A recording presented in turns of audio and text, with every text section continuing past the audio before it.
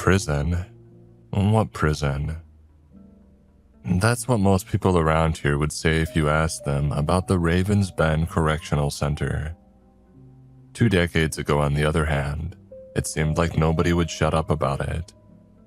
From the PTA to the Chamber of Commerce, everyone was arguing about the jobs that it might bring and the supposed danger to our community. Not that I paid much attention back then. I was just a teenager. I had no way of knowing that in just a few years, I would be working at the place. Groundskeeper was my official job title, but in reality, all I did was cut grass and shovel snow. The pay was good for part-time work, and as a recent college dropout, it was the best that I was likely going to find. I never interacted with the prisoners, and only rarely with the staff. I would show up for work at 6, make my way to the equipment shed, and mow the enormous yard between the fences. The work was hot and monotonous, but with a good sun hat, a mask to filter the pollen, and some noise-canceling headphones, it was easy to just zone out. Almost 3 years went by like that, numb on autopilot, surviving rather than living. And then one foggy morning in November, I arrived at Ravens Bend and found that its gates were closed. Several correctional officers dressed in rubber ponchos were gesturing with flashlights, and I could hear the rumbling of buses in the facility parking lot beyond. Something was wrong. My boss, Brian Hartford, approached and held out a hand. He had never been an easy man to read, but that day his face was a stone mask. My services were no longer needed, he explained. Ravens Bend Correctional Center was closing down indefinitely. I would be mailed a final check along with 3 months' salary as compensation. At the time, I was too shocked to wonder whether my employers were buying my silence. The rumors flew for weeks afterwards. Some people claimed that there had been a disease outbreak. Others blamed asbestos in the walls or financial mismanagement. But the uncomfortable truth was that nobody knew for sure. The big shots at Ravens Bend were all from out of state, and the locals weren't talking. Some houses went up for sale, some agencies vowed to investigate. But it wasn't long before a drunk driving death at a local prom had pushed the story out of the news entirely. The facility was never demolished. I drove by it every day on the way to my new job, but after a few months, I quit looking out the window. Little by little, the Ravens Bend Correctional Center had faded from public memory. Even I, who had worked there for years, might never have thought about the place again if it hadn't been for a woman named Chelsea Ann Stowell.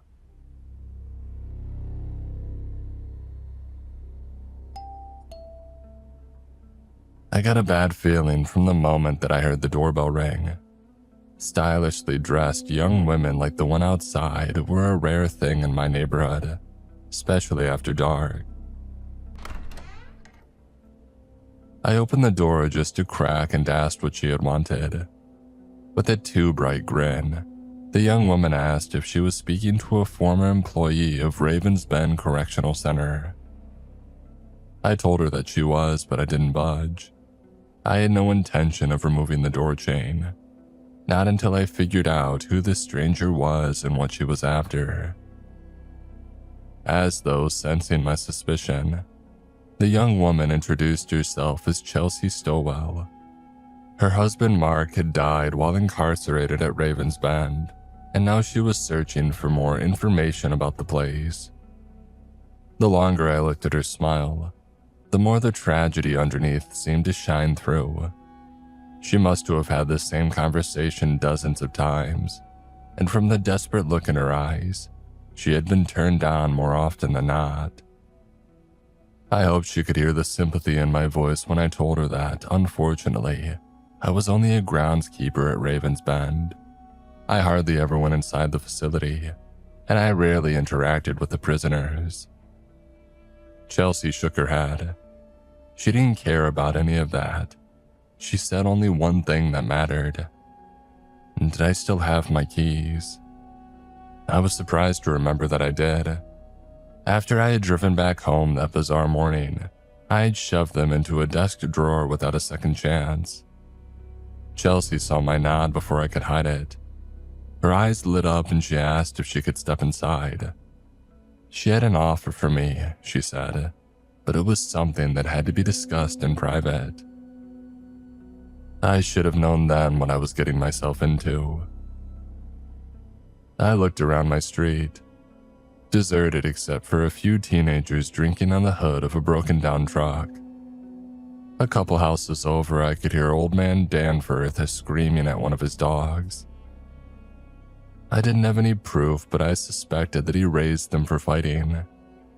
The sweat from my shift at the local pizza place was still damp on my back, and this was all my life had amounted to, probably all that it would ever be. What did I really have to lose by listening to Chelsea's story? I unchained the door and I gestured to the couch. Chelsea cleaned off a corner of it with a wet wipe and sat down. The uncomfortable silence deepened, and the makeup, the high-end clothes, the fake cheerfulness. It had all been a ploy to make it this far, but now that she finally had, she seemed unsure what to say. I thought that I was being helpful when I had asked what her husband had been in for.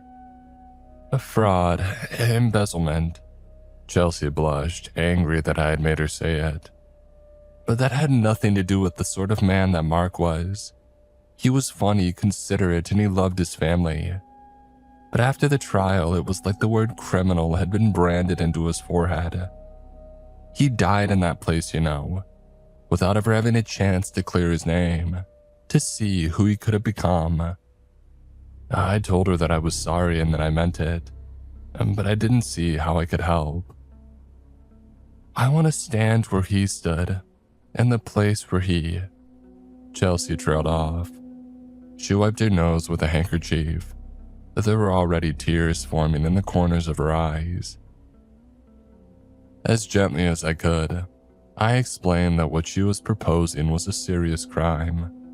Besides, there was no telling what security measures had been set up around Raven's Bend during the past years, or how much the structure had deteriorated. "It's not breaking and entering if you've got the keys," Chelsea retorted.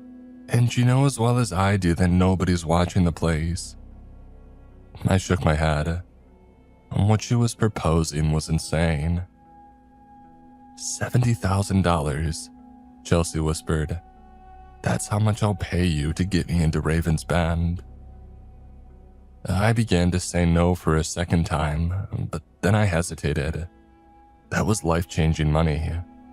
It was a down payment on a car, a house, a chance to finally get out of this shoddy little town that had let me down so often. I was about to ask Chelsea where she had gotten such a sum, but she beat me to it. "That's all that I have left of Mark's dirty money. As crazy as it sounds, I want to get rid of it, to start over clean. And to do that, I have to say goodbye." I asked Chelsea once again if she was sure about this. A smile crept across her face beneath the tears. She knew that she had won.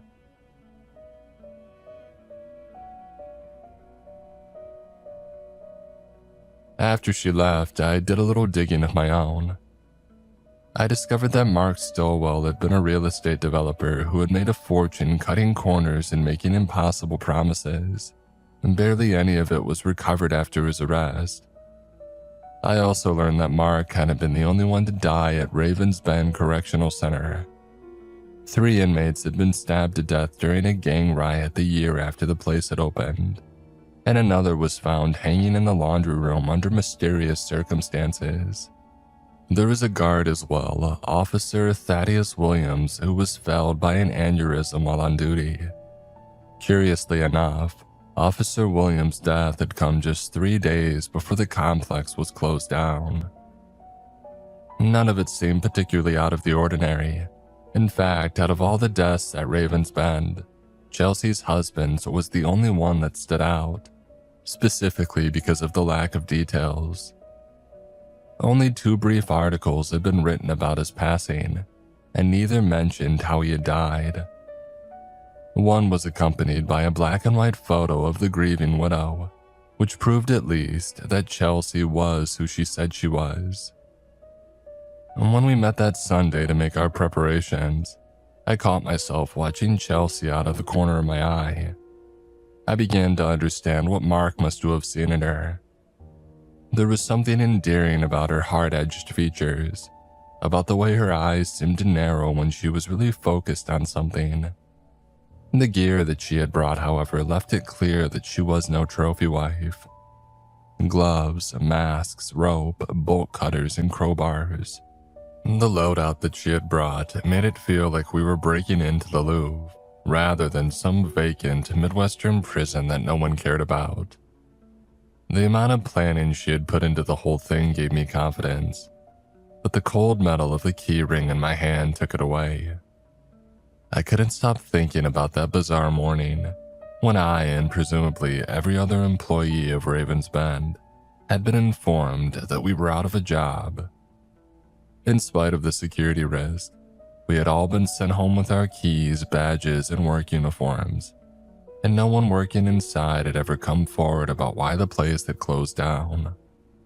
What had really happened behind those double-layered steel gates? The more I pondered those questions, the more troubled I felt, and by the time that Chelsea arrived to pick me up, my nerves were a mess. She, on the other hand, was cold as ice. The look in her eyes reminded me of an Olympic athlete who had spent years training for a single moment and was now coolly certain of success. The key ring jangled in my pocket like an omen as I climbed into her passenger seat, and we didn't talk. So late at night, the small-town roads were nearly deserted. Only once did I spot a dark, gaunt shape, a deer maybe, slinking back into the undergrowth. There was nothing but fields and forest around the Ravens Bend complex, so we parked at the nearest possible place, a shuttered general store a few miles away.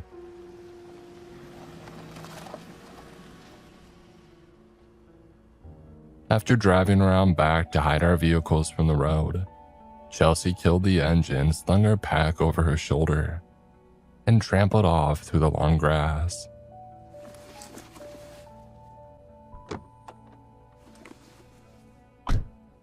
She didn't look back to see if I was following.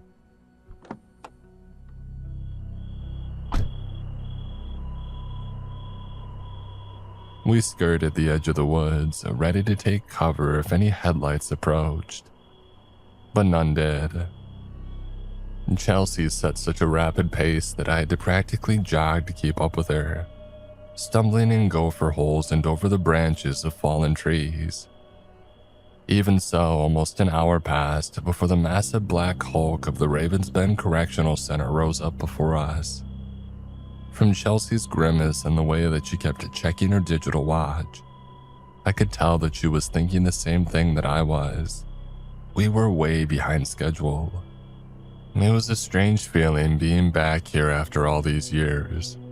And during my absence, the grass had grown waist-high all the way up to the complex doors. But the place was otherwise free of the decay that I had expected. It reminded me uncomfortably of a sealed tomb. A metallic shriek made me jump. Chelsea was hacking through the fence with the bolt cutters that she had brought. She hadn't bothered to check whether it was electrified or equipped with an alarm, which gave rise to another uncomfortable thought. Had Chelsea known? Had she been here before? When she had first proposed this insane idea, I had been impressed by her preparation, by her blueprints and all of her itemized equipment, but now it was starting to scare me a little bit. And Chelsea held open the cut in the mesh wire and gestured for me to pass through. As we crossed the wide open fields between the fences, I couldn't help but glance up at the sniper towers on each corner. In my head, I knew they were empty, so why did I feel such a presence here? I considered mentioning it to Chelsea, but I changed my mind at the last minute. I didn't want her to think that I was losing my mind. Once we had reached the facility doors, I finally understood why Chelsea had needed my keys. Even with the heaviest equipment, breaking through the reinforced steel would have been nearly impossible, and closing the entrance again would have been impossible afterwards. I flipped through keys until I found the right pair, slipped them into place, and stepped back.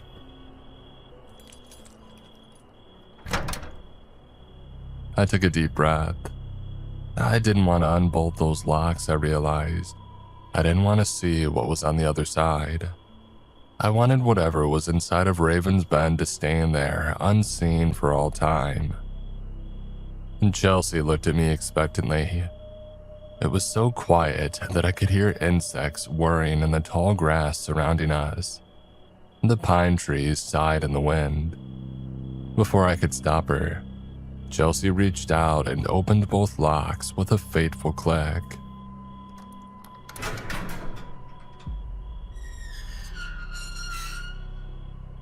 The thick metal door swung open, revealing a wide, unlit corridor that, after all these years, somehow felt unfamiliar. Just as with the exterior of the structure, all signs of deterioration were eerily absent. There was no dust, no rat droppings or cobwebs. It was like the place had just been holding its breath, waiting for us. As we crossed the threshold, I noticed a series of holes in the floors and walls. I remembered the tour that Mr. Hartford had given me the first day, how he had explained that in the event of a lockdown, wrist-thick bars would emerge to pin the doors in place. I warned Chelsea that if that happened now, I had no idea whether my keys would still be able to get us out. Instead of responding, she extracted a headlamp from her backpack and handed me another. With a reluctant look back at the clear night sky outside, I followed her into the darkness.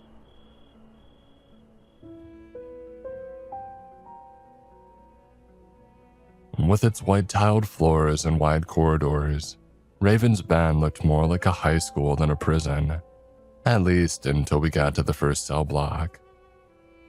The riot control gates had been left standing open, as had most of the cells. All of the furniture was still in place. I spotted some balls of crumpled paper on the floor, and a blue plastic lunch tray with a single long evaporated cup of coffee in one corner. The trash bags were still half full. Where had everyone gone in such a hurry? Chelsea paused several times to study the blueprints that she had brought, but for the most part, our route through the facility was straightforward. Neither of us spoke. We barely knew each other, and even the squeak of our footsteps on the yellowed tiled floor felt too loud. I suppose that Chelsea's thoughts were with her husband, reliving the times that she had visited him here, imagining what life must have been like behind bars. I mean, that's why we were here, wasn't it? To give her some kind of closure. She would spend a while in a cell, say her goodbyes, and then pass along to me the last of his dirty money. I mean, sure, it seemed like an extreme way of handling grief, but who was I to judge? And we continued on in silence until the lights overhead came on. Chelsea looked over her shoulder at me. Terror sparkled in her eyes. Although whether it was a fear of being caught or of something far worse, I couldn't have said. The way she looked at me for help made me irrationally angry. She was the one who had gotten us into this mess. She was the one who should have known that this was going to happen. I cringed, expecting police, barking dogs, or blaring alarms, but none came. It was as though somebody else had just flicked on a switch. I had an insane urge to whisper a hello into the empty cell block, even if only to prove that all of this was really happening. I really was here, in the closed-down prison where I used to work, helping a woman who I had met come to terms with her husband's death. And now I had a reason to believe that we weren't alone. We crouched down behind a grim metal table in the center of the common area. I had figured that from there it would be more difficult to spot us from the hallway. But what about the cells up above? The place was designed to be a panopticon, to be observable from all sides. Even though I knew no one could be up there, my gaze kept drifting up, as though I might spot some awful face grinning down at us from over a railing. Minutes passed. There was still no movement. I wanted to make a run for it. Chelsea pointed urgently toward the next corridor. "We can't turn back now," she pleaded. "We're almost there, and if we turn back early, there will be no payment." And greed was the only reason that I was able to convince myself that maybe, just maybe, what we were seeing was a fluke in the electrical system. Quickly and silently, we advanced toward the next cell block, the one where Mark had supposedly been incarcerated. We had passed by several rooms whose purposes I couldn't discern along the way, but the enormous dryers and clothing hampers beyond the upcoming doors made it clear. We were passing by the prison laundry. There were half-folded stacks of towels, enormous bottles of detergent, and a pair of dangling, kicking feet. I looked away, telling myself that I couldn't have seen what I thought I had. There wasn't a black silhouette hanging by its neck from the crossbeam. It hadn't opened a pair of pale, bloodshot eyes and glared at me. I hadn't heard the gurgling of its swollen purple tongue squirming around in its mouth as it glared at me. All of that was impossible. I must have just had what was it called? A stress-induced hallucination. Chelsea's attitude proved it. She was continuing straight ahead as though nothing was wrong. I, on the other hand, couldn't help but stare over my shoulder at the wide-open laundry room door. Part of me longed to look again, and part of me didn't dare. The cell block ahead was identical to the one that we had just left behind, a common area ringed by 3 floors of cells. "Mark's is on the second floor, third from the right," Chelsea was telling me. "Now if you'll just..." A sudden bang cut off Chelsea's instructions. Her face went pale. "Oh my God, hide!" And Chelsea scrambled into the nearest open cell and squeezed beneath one of the bunk beds. Reluctantly, I did the same. I held my breath and tried not to think about what would happen if the door to our hiding spot suddenly slammed closed. I recognized the sound coming toward us from a dozen prison movies. It was a nightstick bashing against metal. Was someone trying to scare us, or was the noise entirely unrelated? In an angry whisper, I told Chelsea that she needed to tell me everything she knew, now. If she didn't, I threatened that I would step outside and give myself up to whoever was coming. "If you do that," she answered coldly, "we're both dead." Chelsea had called my bluff, and now that the loud, brutal clanging was closer, I was no longer at all sure that I could make myself go through with it. Peeking out from beneath the bed, I caught sight of a broad-chested young man in uniform who wore his hair shaven to the skin beneath his guard cap. He lurched into a cell across from ours, and he began attacking everything in sight, from the bunk beds to the stainless steel toilet.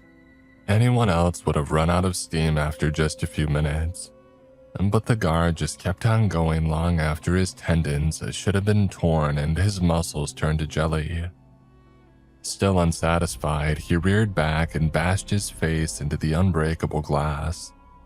I bit down a stream of blood as splattered out from the point of impact, again and again until the guard's face was little more than a mangled, red raw skull. His teeth were broken, one eye dangled loosely from its socket. but in the brief moment before his features were destroyed, I had recognized him. Officer Thaddeus Williams, the guard who had collapsed from an aneurysm while on duty. He was somehow horribly here. And he was angry. Angrier than I had thought it was possible to be. The deadly, self-inflicted damage hadn't slowed him down a bit. He continued his rampage in the common area, and at any moment he might look toward the cell where Chelsea and I were hiding. A part of me longed to make a run for it, and part of me knew that that was the most dangerous thing that I could do.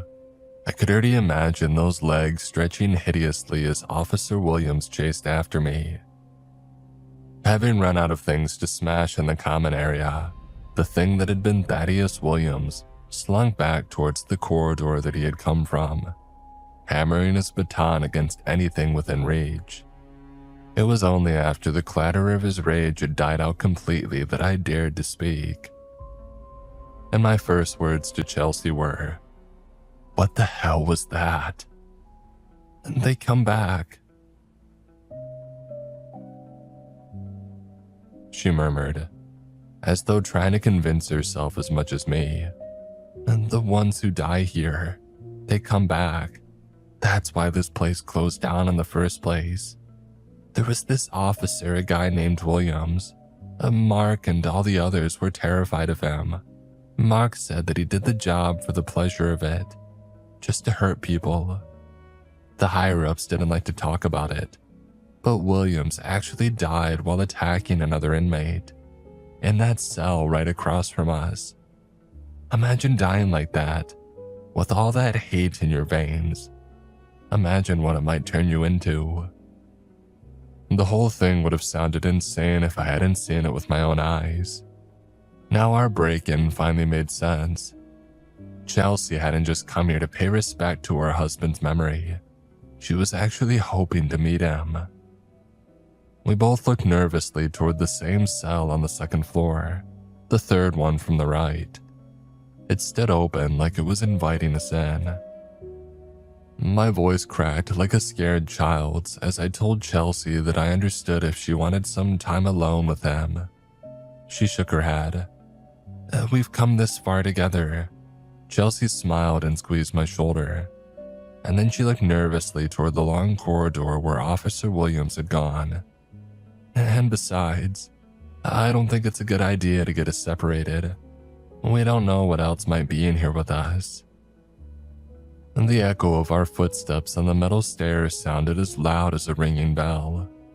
If Officer Williams or anything else was nearby, it had surely hurt our progress. At last, we came to a halt in front of Mark Stowell's cell. It was empty, apart from a single brown-haired figure in a prison jumpsuit.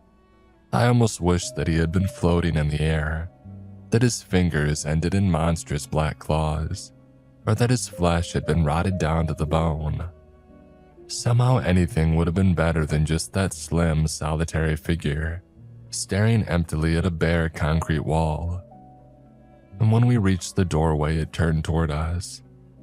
Mark Stowell was in his late 40s and handsome in a craggy sort of way. I could see why so many people had trusted him. The sparkle in his hazel eyes and a sly grin were almost enough to make me forget that the man standing in front of me was undeniably dead. A look passed between Mark and Chelsea, one not just of love, but complicity. Some sort of signal had been given. And then everything seemed to happen at once. Chelsea shoved me into the cell and tried to slam the door shut behind me. But I blocked it with my foot. Mark, or the thing that had once been Mark, lunged at me, its mouth open wide. Its morgue, cold hands closed around my throat, its jaw distended like a constrictor snake's. As I kicked and screamed, I could feel my life force, my energy, my will to live, everything that made me, me, being pulled into the black pit of its mouth.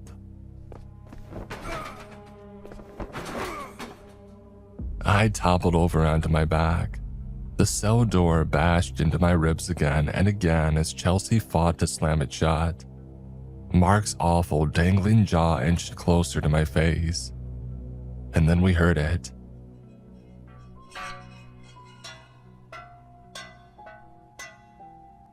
The steady hammering of Officer Williams' nightstick, getting closer with each passing second.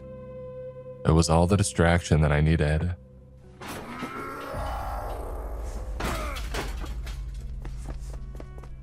Mark let out an inhuman howl of rage and hunger as I wiggled out of his grip. Chelsea shrieked and tried to trap me with the door for a second time, but she was too late. I was already free. Out of the corner of my eye, I could see Mark bounding after me on all fours like some sort of horrible dog. "Hurry, baby," Chelsea hissed. "He's coming." I threw myself down the stairs, crashing into one railing after another. I sprinted madly down the first corridor that I came to, only to realize that I was going deeper into the facility. It was too late to turn back now, however. Chelsea and Mark were closing in, and Officer Williams' Revenant wasn't far behind. I skidded through another cell block. My breath came in ragged gasps and I was seeing spots. How long had it been since I had run so fast or so desperately? At last now I understood why Chelsea had wanted me to come with her. It wasn't just my keys and badge that she had wanted, it was me. She needed me to be some sort of sacrifice that would give life to her husband. For all I knew, she had been inside of Raven's Bend before. And for all I knew, this was what she had planned from the beginning. If I ever got out of this, maybe I would find that several other former Raven's Bend employees like myself had disappeared lately.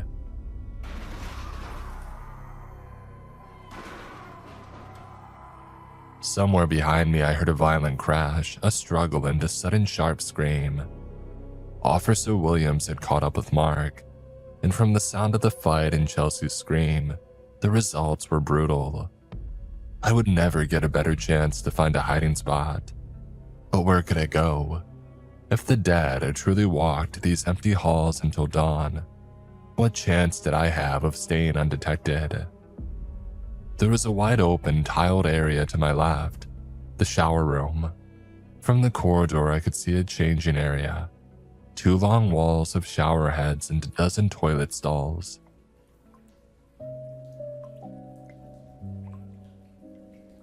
Apart from the slow, steady drip of water, there was no sign of movement in that labyrinthine space. It was perfect. I would be able to get out of the way of whatever was approaching without cutting off my own escape. If the pursuer got near, I thought, at least there was more than one way out. I pressed my back against a wall and fought to calm my heaving breaths. I was surprised to find that the tile was damp. If I squinted, I could see a thin stream of dark water flowing beneath the drainage grates. Had the room been in use lately, and if so, why? I looked nervously from the benches of the changing area to the unusually small stall doors, and then I eyed the faucets and shower heads. Where was that dripping noise coming from? The chaos from the corridor called my attention away from the mystery. Someone hurried past, gasping and limping, Chelsea, I suppose. The racket of slams and snarls behind her had faded out, replaced by a familiar, repetitive sound. Clanging.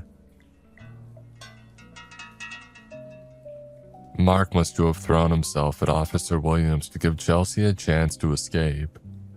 In spite of what they had tried to do to me, I had to admit that they must have really loved each other.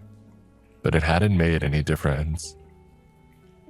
Officer Williams' uncannily quick marching steps were closing in on Chelsea, and the next blow from the nightstick impacted with something very different from a metal bar. There is a crack and a squelch, like a melon breaking open, and then an awful tearing noise that I couldn't bring myself to describe. Chelsea never had a chance to scream. When it was over, Officer Williams resumed his marching steps, pausing only to unleash his rage on the gates and furniture. I was faced with a terrible choice. Raven's Bend was a rectangular structure, and unless I was mistaken, the shortest way to the exit was now straight ahead, the same path that Officer Williams had taken. My only other option was to risk backtracking past Chelsea's mangled remains, Mark's cell, and the thing hanging in the laundry room. For all I knew, I still might come face to face with Williams anyway, as he continued his eternal patrol. I took a deep breath and decided to press on. I peered around the corner of the tile wall to make sure that the coast was clear. And there they were, 3 figures in prison jumpsuits. One held a shiv, another a length of pipe. The third was armed with the jagged edge of a broken lunch tray. One of the headlines that I had read flashed through my mind. 3 killed in riot at Raven's Bend.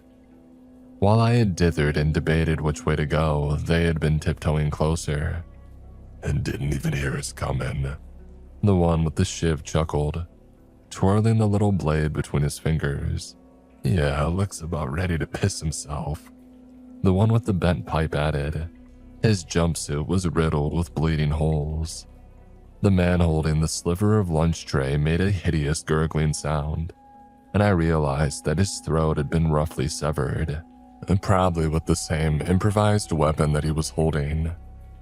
The falling droplets fell onto the shower room floor. That was the noise that I had been hearing. I took an unconscious step away from the bloody trio.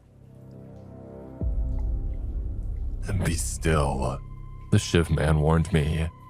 We can make this hurt a little, or we can make it hurt a lot. His jaw dropped low just as Mark's had. I could feel my energy drawn toward the black pit of his mouth as though pulled by an invisible tide. I ran. Hold him, the shiv man snarled. I vaulted over a changing room bench and took off, ignoring the curses and inhuman gurgling behind me. My lungs burned from the effort. 1 cell block and 1 left turn, I told myself that was all. If I could make it that far, I could slam the door on this nightmare forever. Slam the door. Wasn't that what Officer Williams had been bashing his nightstick against? The bars of the gated doors that separated the cell blocks. There was another one just up ahead. They had to have been left open during the evacuation or whatever it had been, but my old manager had warned me about those gates and how they locked automatically if closed.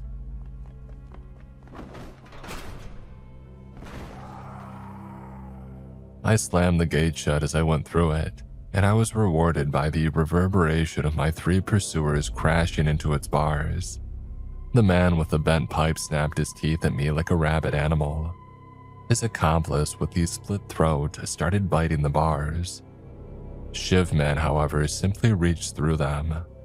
His joints dislocated sickeningly.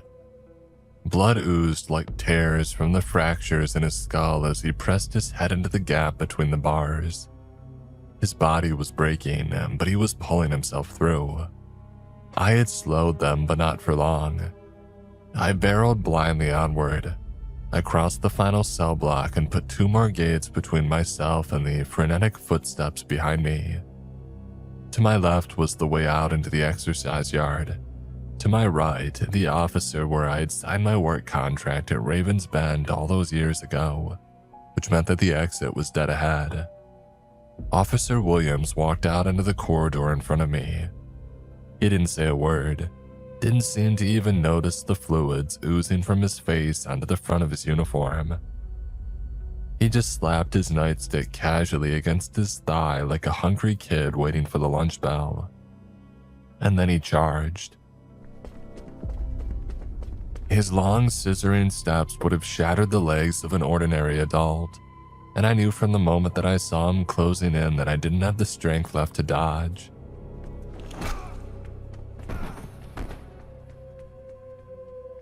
His nightstick collided with my kneecap.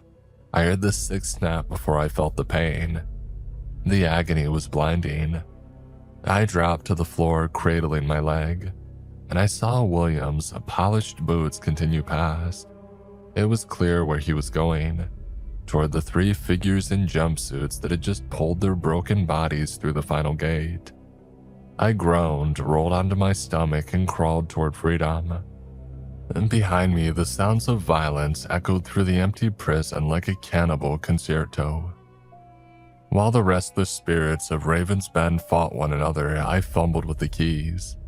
I bit my own wrist to calm my shaking hands as I jammed them into the double lock and twisted.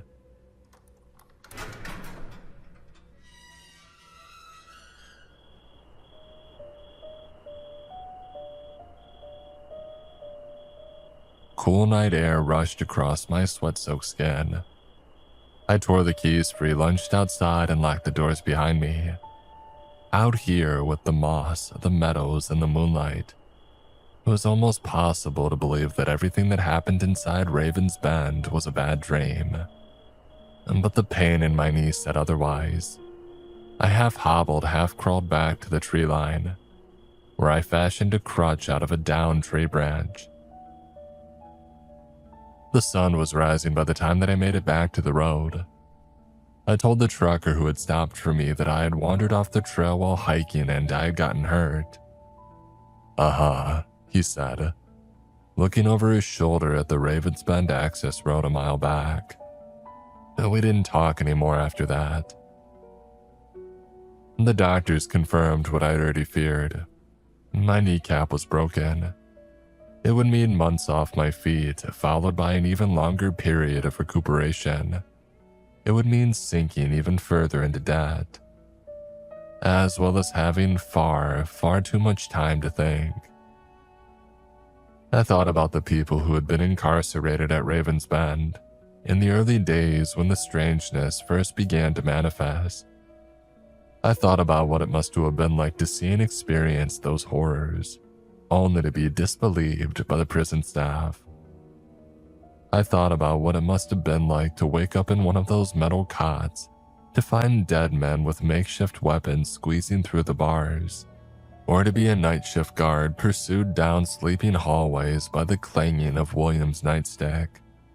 What must it have been like during those final days before the authorities finally admitted that the impossible was real? I never reported Chelsea missing. For all I knew, she's still in town in a way, and I haven't driven past Raven's Bend since. If anybody asks me about my time there, I'll join the chorus of my friends and neighbors. Prison? What prison? I forgot it was ever there. And maybe some places are better left forgotten.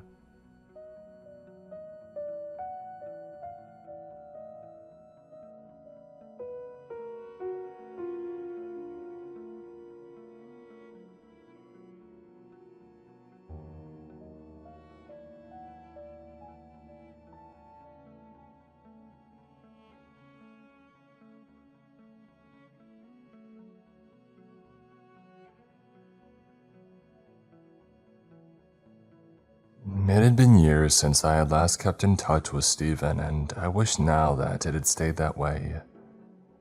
Stephen and I first met in primary school. Even at 9 years old each, we were often teased and bullied because we weren't like the other children. We had no interest in sports and listened to rock and metal music. We played musical instruments in video games, not football or hockey. We were shy around people, and all that we really had were each other. We were seen as outcasts at such an early age. And yet this didn't bother us. To this day, it still doesn't really.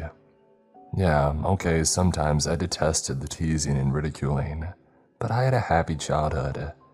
My parents treated me well and I was never sick.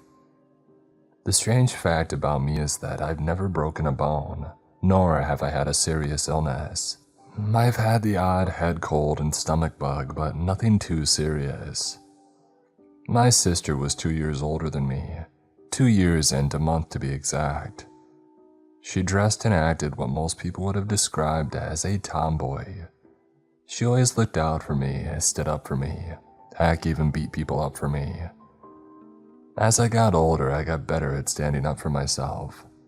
What I lacked in body strength, I made up for in intelligence, not to sound cocky or anything. People who would insult me, I would just either ignore or tell them what I thought of them. I used big words that nobody could really comprehend at the age of 14. They would just blurt out something unoriginal and stupid like, "Yeah, well, you're stupid," and whatnot. Yeah, brilliant. As I got older, I began to get accepted again. Stephen was always accepted by people in secondary, but for me it seemed to take a while. Around the age of 16, if I recall, I guess people just mature. However, it was around this time that Stephen had started acting strangely. It was nothing too major, heck. Back then, I didn't even see it as a problem. He started growing a huge interest for psychology, the study of the human brain, of course. He would often go and play tricks and mind games on people, asking people questions and testing them. I remember one day I was queuing at the vending machine for my daily Mars bar, and he came over and asked me, "Would you be willing to skip to the front of the queue right now if there was only one Mars bar left?" My answer instantly was, "No, of course not." People in my school often did skip the queue, but I never really did. I guess I'm just not that type of person. It didn't really bug me.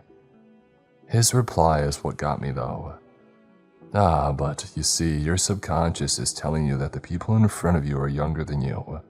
They're inferior to you. You could easily knock them all out of your way and they will be helpless to stop you. However, society sees this act as uncivilized, cruel, unsophisticated if you wish. This response had startled me a little, but I brushed it off. I probably should have told somebody looking back on it. The time for college came around and, surprise, surprise, Stephen did a course in psychology. I wanted to go to the same university as him to do studies in human resource management, but I didn't get the requirements, so I ended up going to another college instead. We often kept in touch every weekend. He was still the same old Steve, a great laugh, a nice guy, big heart, very sincere and brutally honest at times, but that was what I loved about him. His love of psychology continued to grow and grow and grow. Sometimes he would talk about their experiments when we were with our group of friends. Some of them were disturbing, such as the prison experiment. There were others that were very brutal that I don't really want to go into.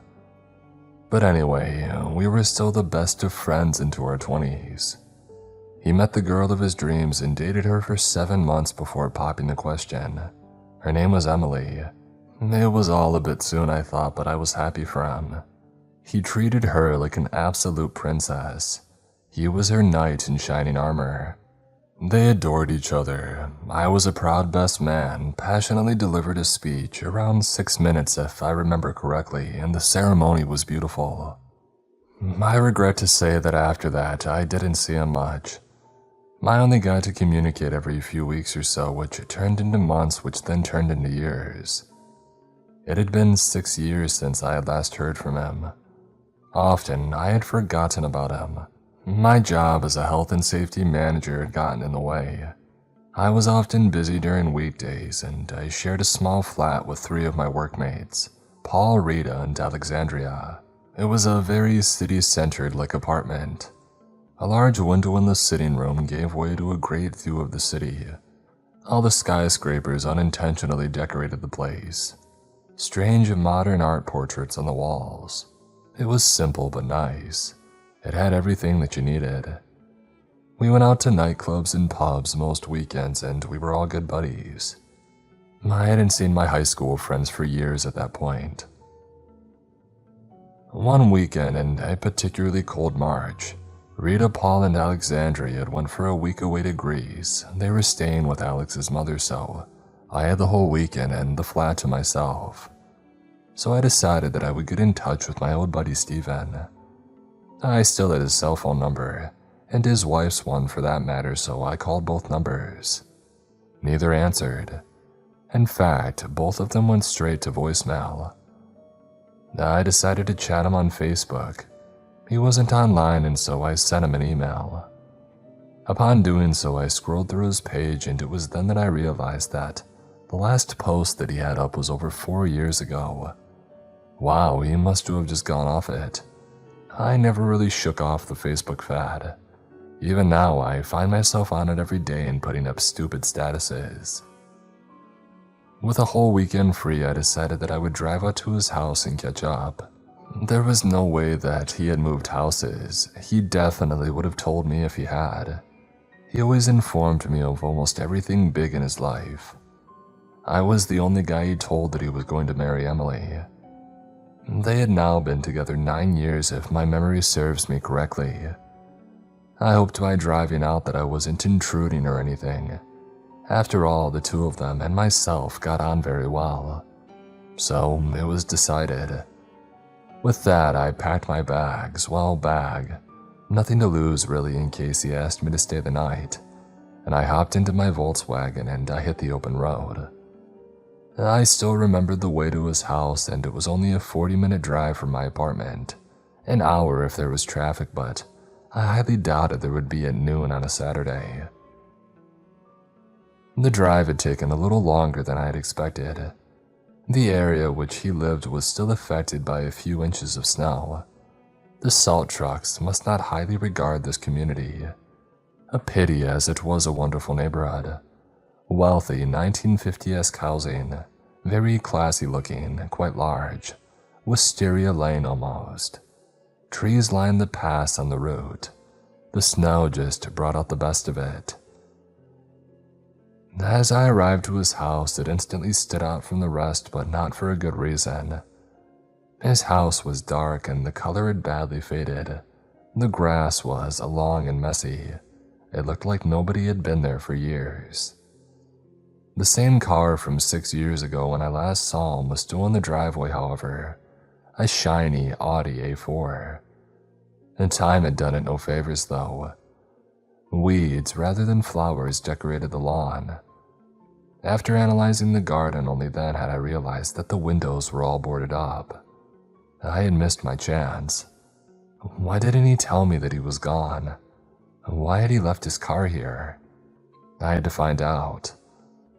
Luckily enough for me, his neighbor was doing the gardening. I approached him. A tall, skinny man in his 60s.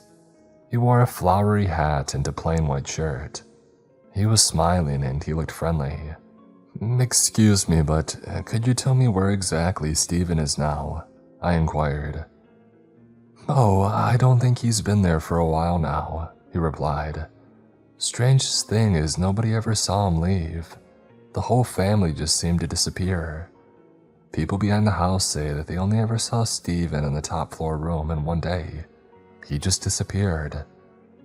"That's strange," I stuttered. I was getting anxious now.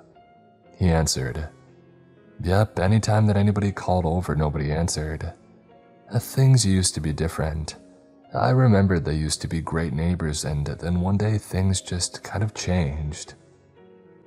He looked at the ground in confusion as he said, and then wandered inside.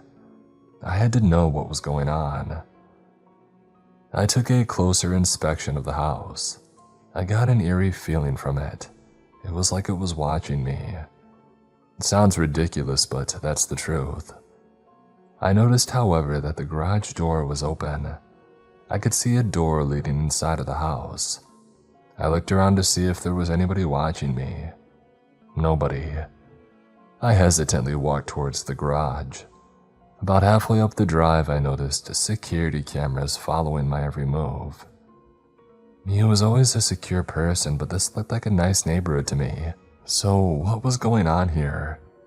The garage was pretty normal to me, regular enough. A shelf of tools, old junk that you never threw away lying around, and dusty old cardboard boxes and whatnot. I placed my hand on the doorknob that gave me entry to this house. Twisted. No lock. I searched around the garage in hope of finding a key. I looked through old paint cans, in drawers and on shelves. Nothing. After standing there for a while thinking that I had reached a dead end, I got an idea. As I mentioned earlier, I was never a man of strength or brute force. However, now was the time that I needed it most. I took a few steps and I ran full force into the brown dirty door. Ouch, my shoulder. I repeated my actions. Same result. Finally, I took a few more steps back and I jumped straight into it. The door flung open with me still going full speed through it. I was not expecting a narrow hallway to greet my head. But again, ouch. As I stood up from the door, which was now diagonally standing from its bottom frame to the hallway ceiling, I slipped awkwardly through one of the gaps that I had created. I studied the house that I was now in. It was definitely not how I remembered it. He had completely let his home go. The floorboards were rotting, dust and cobwebs everywhere, broken frames and pictures scattered across the floor, appliances covered in dirt and grime, but the first thing I noticed was the smell. Disgusting, I must say. Have you ever been unfortunate enough to smell a wet dog? Well, this house reeked of it. What the heck was going on? Upon further inspection, the rest of the house was pretty much the same, and I decided to explore the upstairs. Still as I remembered it, it was like deja vu with a hint of nightmare and a sprinkle of dread. The house itself gave me a horrible gut-wrenching feeling. Upstairs was no different from downstairs either. The dirty ceiling, ripped and filthy carpet. The downstairs was a wooden floor, the upstairs was carpet, and there were holes on the wall. Out of the blue, a rat jumped out from one of them, made me jump out of my skin. I was not expecting that. And that woke me up a little bit more and made me alert. And that's when I noticed that room.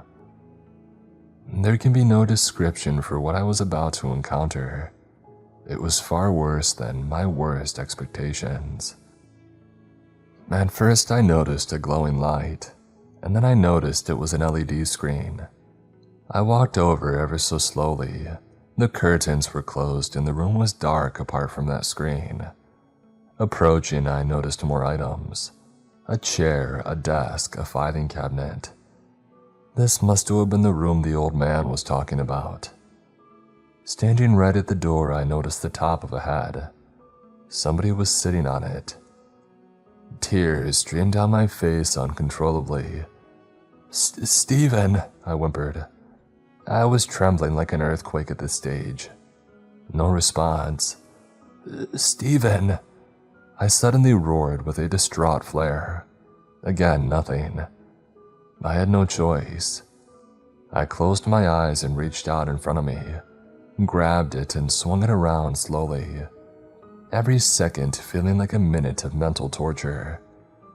I couldn't bring myself to see what had happened, but I had to. I couldn't just run away from it all. That's what Stephen always told me. Stand up to your fears. Well, I was afraid right now. I mean, absolutely terrified, confused, alone. Part of me wanted to run, but I couldn't. I opened my eyes. Pale, wide, white eyes instantly stared back at me. I groaned loudly to the shocking scene that I was witnessing.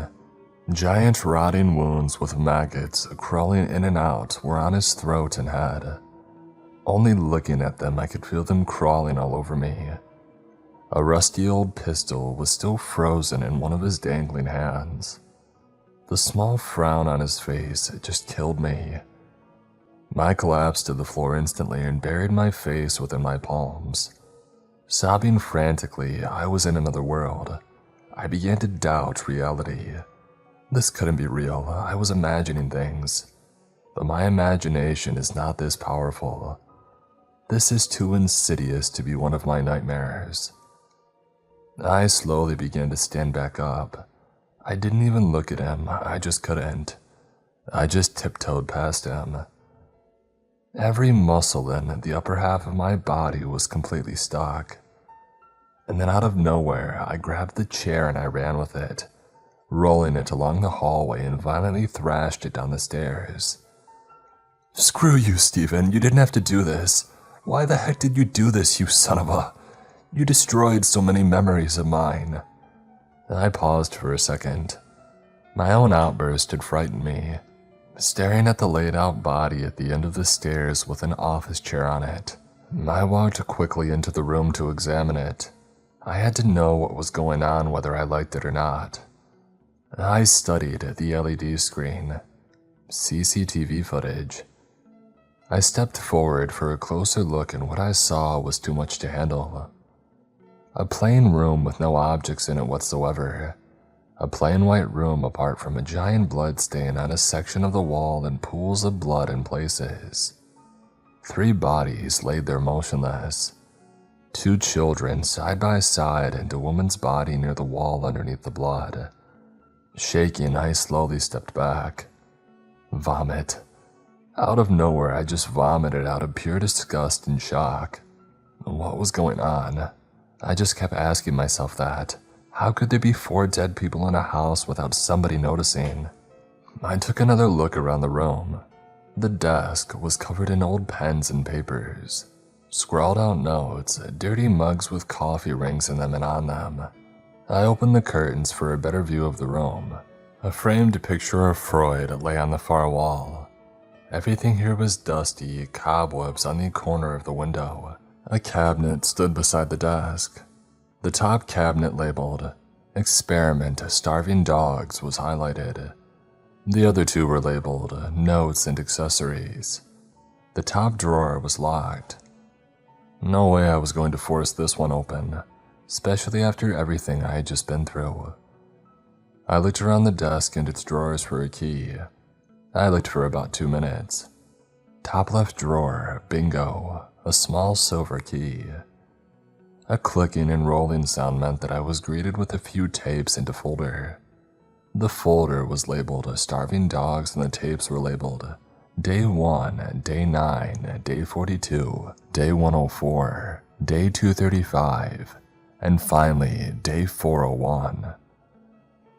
After I grabbed all the tapes in the folder and ran out of there, again, I had just leaped over his body and I ran for the door to the garage. As I was running, I suddenly stalled. There was one last room on the bottom floor that I hadn't explored. My feeling of dread overwhelmed my body once.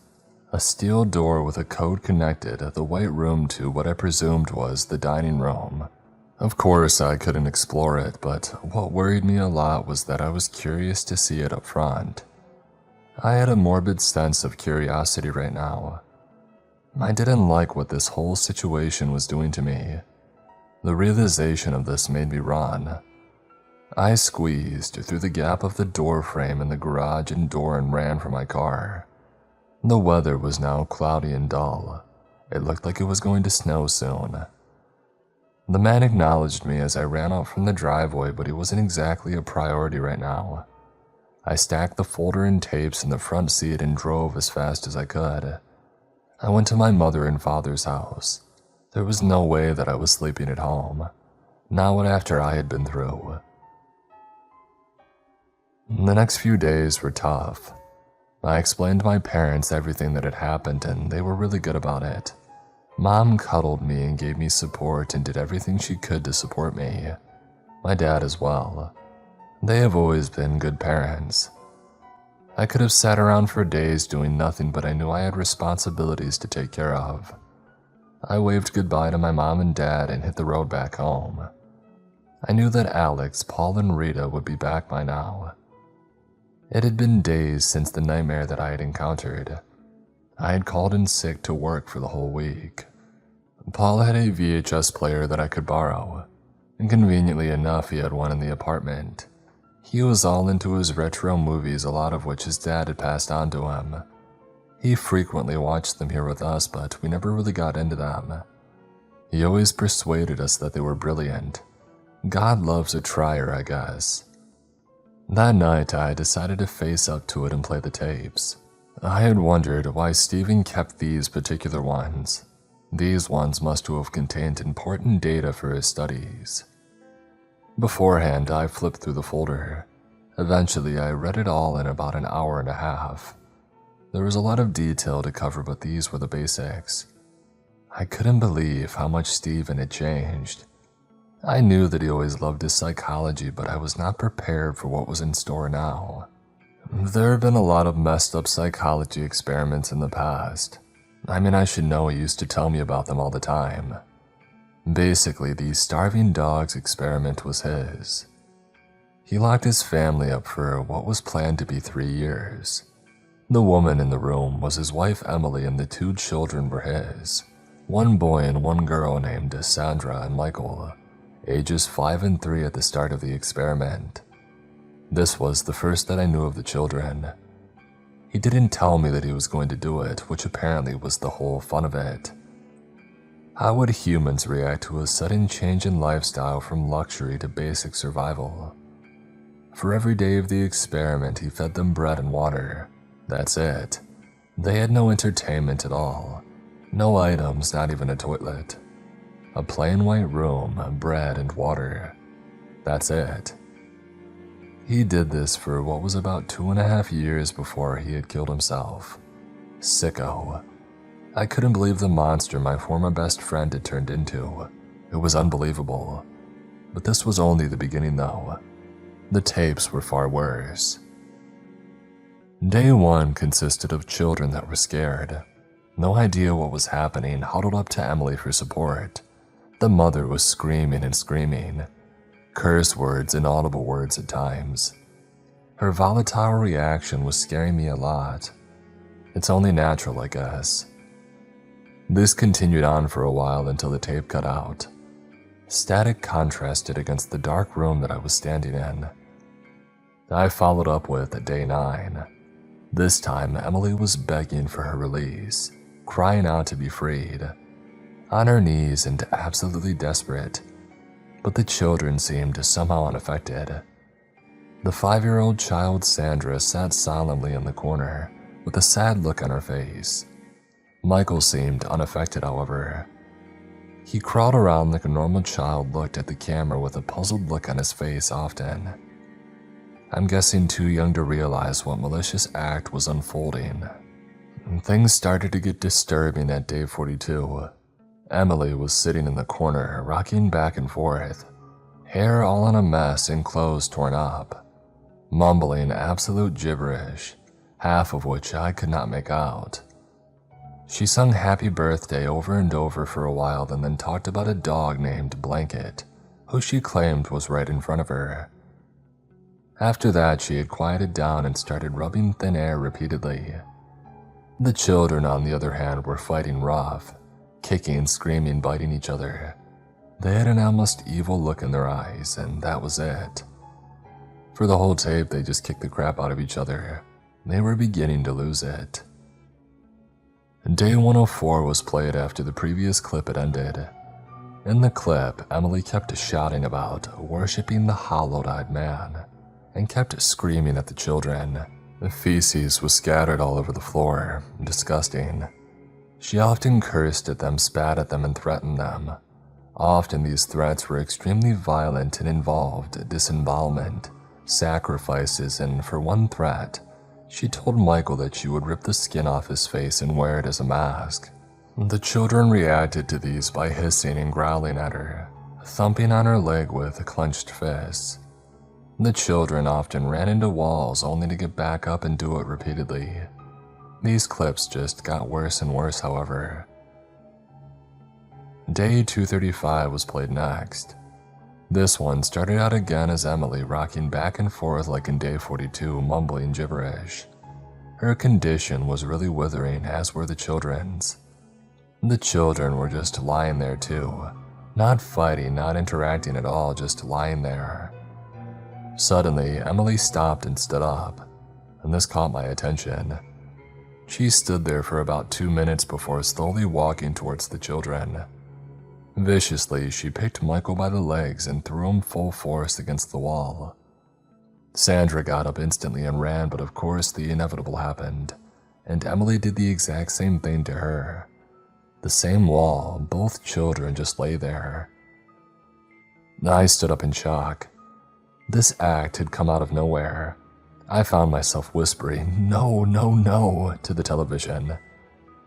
She slowly approached one of the children, kneeled down, and started biting him. I vomited once more. A mother eating her own would be enough for anyone. I recalled the footage back in the house. Both children lay there with chunks taken out all over them. I turned it off almost straight after that thought. I couldn't bear it anymore. One last tape I had to watch. I had to know what happened. It took me a while to put it in as I kept stalling, but I found the strength to continue watching. The tape began with Emily just staring at one of the walls. She was scraping something in with her nails. I took a closer look. She was writing absolute gibberish again. Apart from the odd random word like mouse, boy, and buzzing. I couldn't make out any of the rest, but the walls were just covered in writing. Letters and numbers. You could barely make them out, but you could see them. She suddenly stopped. She got up and stared at the camera for what was a nerve-wracking 3 or 4 minutes. Her dark, sleep-deprived eyes. Dark purple bags hung underneath them. A pale white face with strings of greasy, unkempt hair streaking across her cheeks. A ghastly image of a once beautiful woman. She still gives me nightmares to this day. My eyes were fixed to the screen. She uttered quietly, "I hope you do the same as me." She started walking backwards, staring at the camera with those wide, dark eyes as she did so. This went on for a minute, but it felt like a lifetime, an eternity. She turned and faced the wall, looking directly at the red splatter of where she had thrown her 2 children. And then it started. She banged her head as hard as she could, while repeatedly shouting, "It's not natural for a human to self-harm," over and over and over again, banging and banging and banging again and again and again. Each hit harder and faster than the last. "It's not natural," getting louder at each whack. It got to a point where it was just constant screaming and banging. I slowly got up and walked backwards while staring at the television. I wanted to leave, but I couldn't take my eyes off of this. It got to a point when there was a pool of blood surrounding her dizzy body. It was slowing her down. Each whack getting weaker and her speech becoming mumbled. Eventually, she collapsed to the floor with the pool expanding from her head. A haunting silence. My breathing was heavier than a boulder. The white silent screen was just there. Too much morbidity in a scene had overwhelmed me. I shut my eyes. The sound of a gunshot ringing inside my own head. Stephen's bloodied body flashing as a night terror in my eyes. My own imagination now torturing me. I instantly collapsed to the floor and sobbed into my palms. Alexandria heard me and came to my support. It took me an hour to calm down. What had caused him to do this?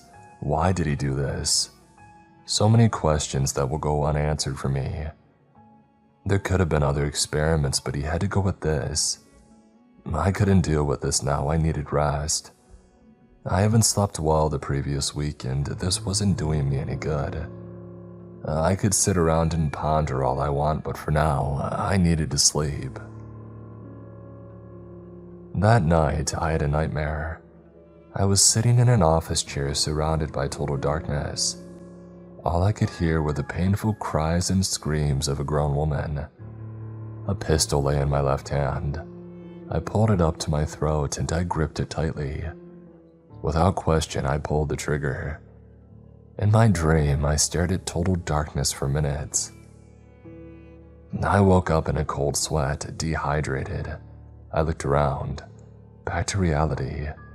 I was completely paralyzed by fear. I could still feel the maggots crawling all over me.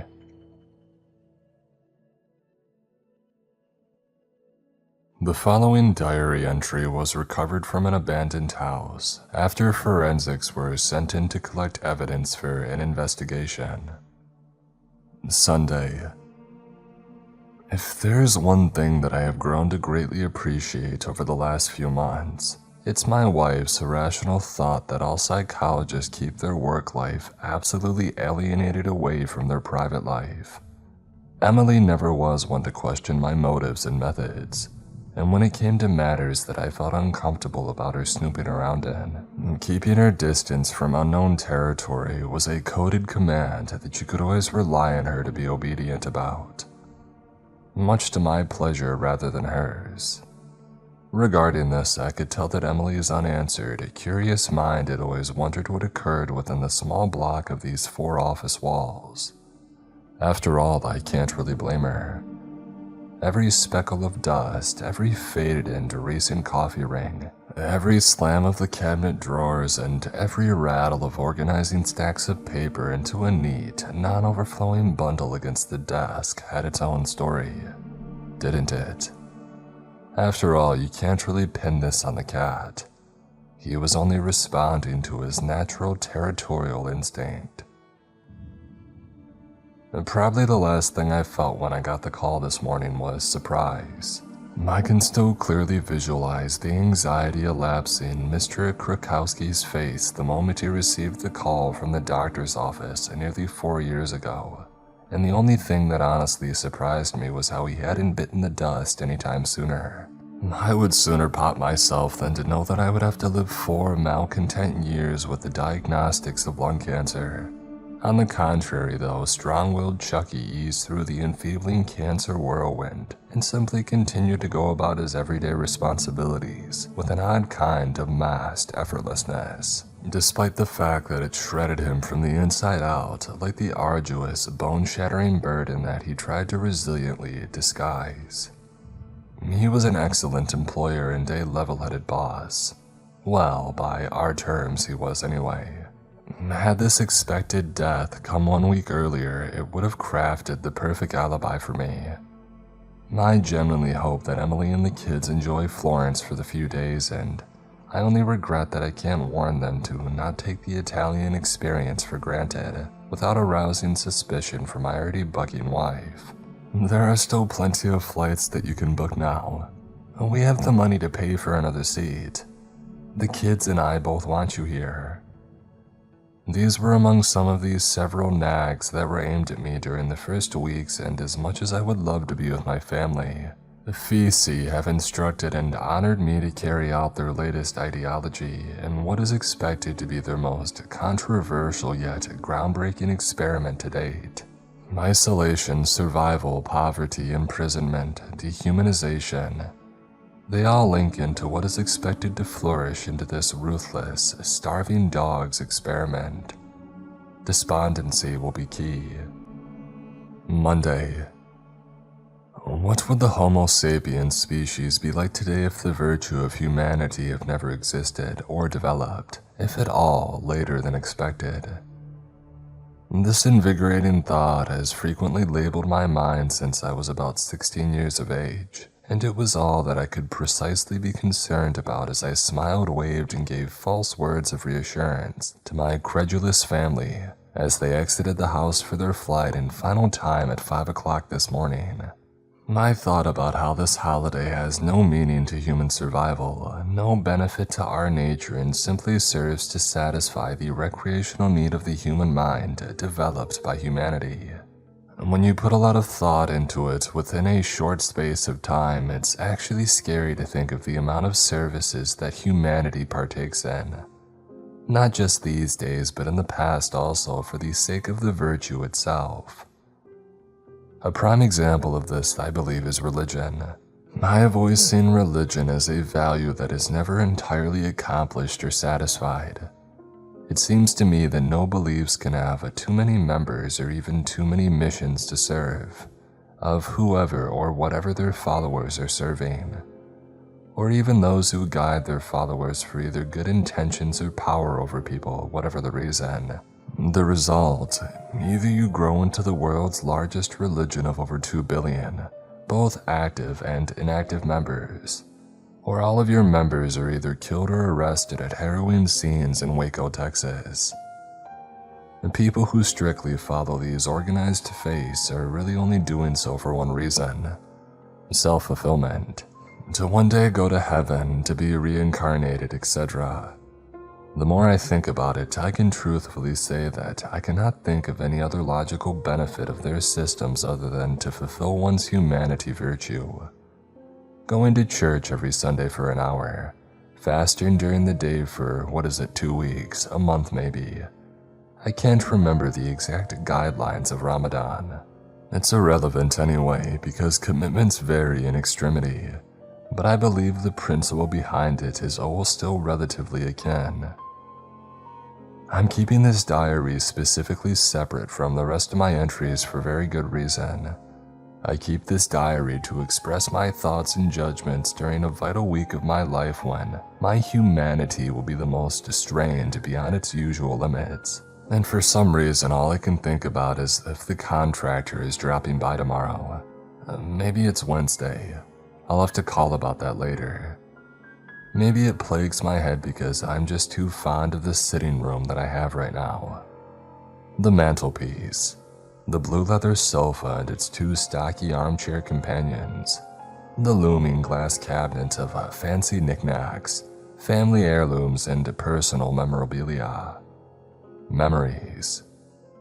For whatever time I step in there for the next, whatever amount of hours until the contractor comes, whooshing images of baby steps, scraped knees and tears, romantic movies with wine chocolates and flickering television lights in a dark room, and rainy days with unfinished Monopoly games are going to flash by me, and all I can't help but do is half-willingly accept it.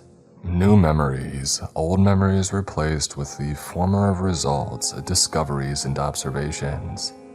Day and night surveillance from my office as they hopefully slowly settle into their new habitat. At first, humanity will take full throttle and there will be confusion, angst, and suffering.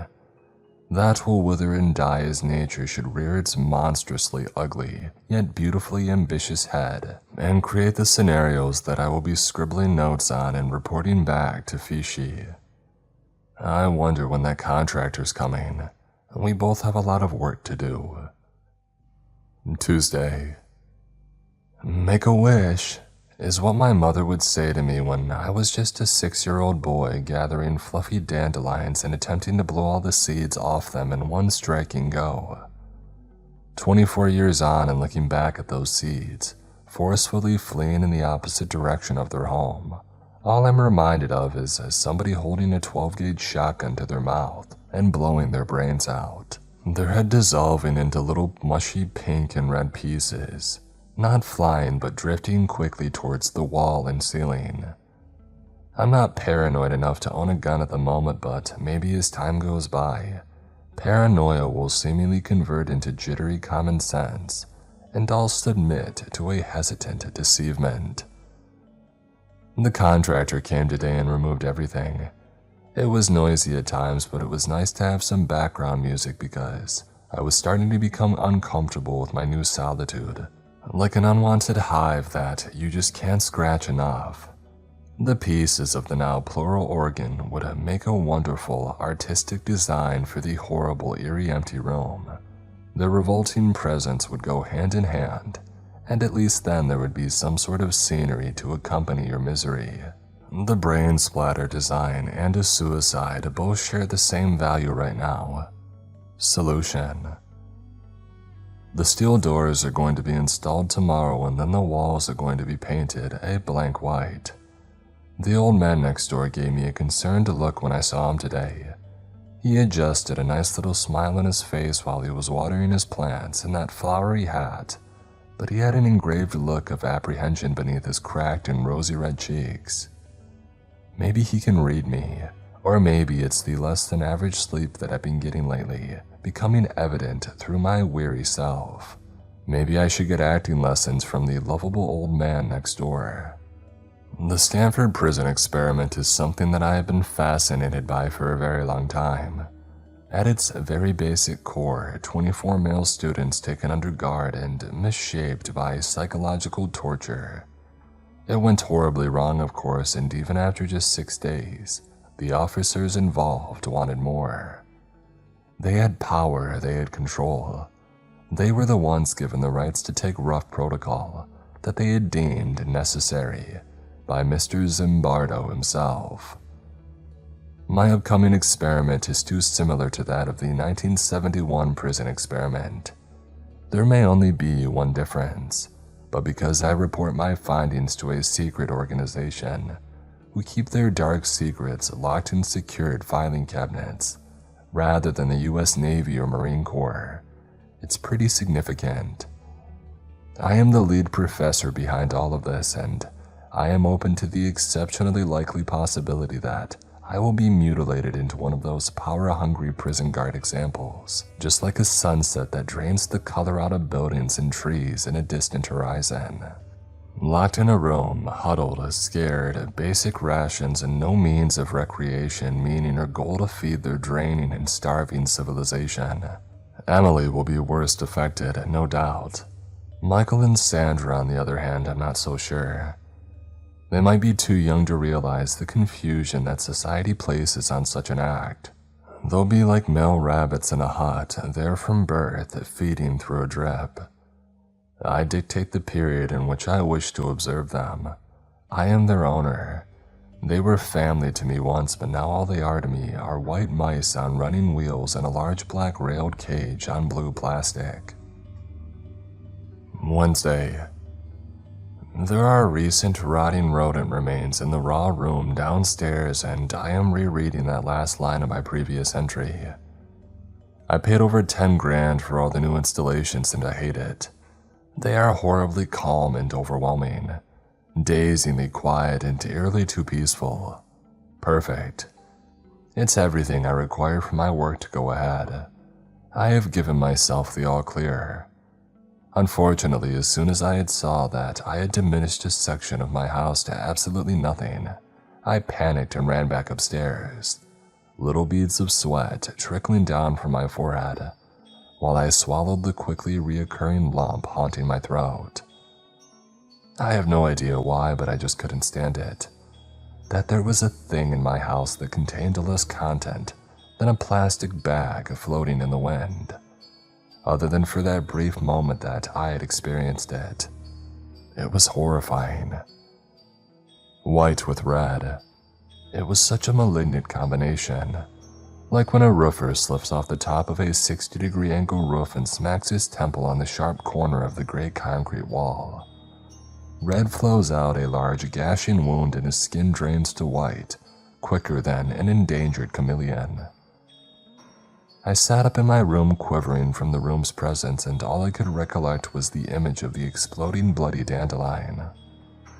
Imagining the brain matter slowly seeping down the white wall, with pieces, sooner or later, trickled to the floor making a chunky splattering sound.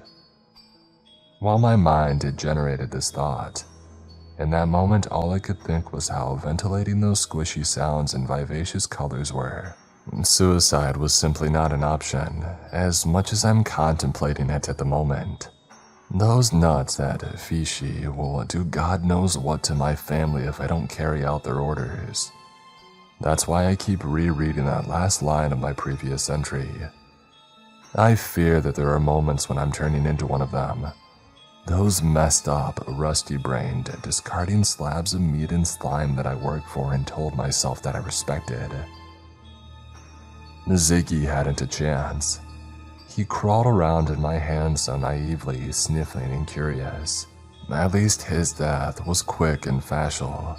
The panic, the fury overlapping me. I leaned back and slowly threw him harder than a pitcher trying to strike out the batter. Ziggy lay in a heap on the ground, his body frozen and corrupted from the incident. His black beads for eyes staying so still and his little wiry whiskers flickering like the sound of an old projector shortly after the film had concluded. Twitching like sensitive eyes to an unexpected set of siren lights. I put him out of his misery the same way a careless smoker rubs their cigarette butt dry into the ground. Little helpless bones snapped and split under the force of my black boot, and red spurted out both sides like a condensed ketchup packet from a cheap diner. Sandra's beloved hamster Ziggy remained glossy, dead and soaked in red in the room below. The last feelings I want Sandra to think of me are misunderstanding and confusion, not that I'm a monster. Thursday. Depending on whose perspective you were viewing it from, shaving this morning after a sleepless night was either an ill-informed decision or a controversial stroke of luck. I lay in bed all night screaming to the impossible possibility that my sanity is crippled and common sense is shattered into tens of sharp, piercing little pieces. If Krakowski could only see me fall apart like this, he would pick up one of those pieces and slowly steer it into the side of my forehead, like a steady twisting screwdriver. Speaking of injuries anyway, my shaking hand slipped during my shave today, scraping through the delicate skin between my jaw and my throat. Red bloody blobs dotted on my white shirt and white collar. It stung at first and it came as a shock to me as I'm usually cautious going through this regular routine. It was a pretty deep cut, but it was distracting me from the inner anguish that floated freely around inside my head like carousel horses. Those dribbles of blood sliding down my neck while I shut my eyes and allowed my dizzy eyes to drift happily in circles around my head. It was like easing into a batch of morphine, and the release itself was arousing me. At first, I was a little uncomfortable, but if this is what humanity has created for me, then so be it. Even writing about it now, I am gleefully re-establishing the experience and forgetting about all the stuff that I will encounter in a few days. I received 2 expected packages from Fishy in the post today.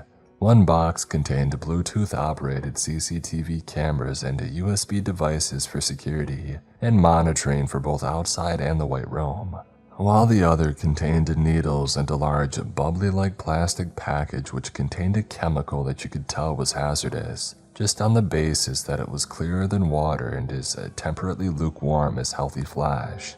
The setup was pretty standard, and aside from the odd flicker or a flash of line every few minutes or so, the quality of the cameras had exceeded my expectations.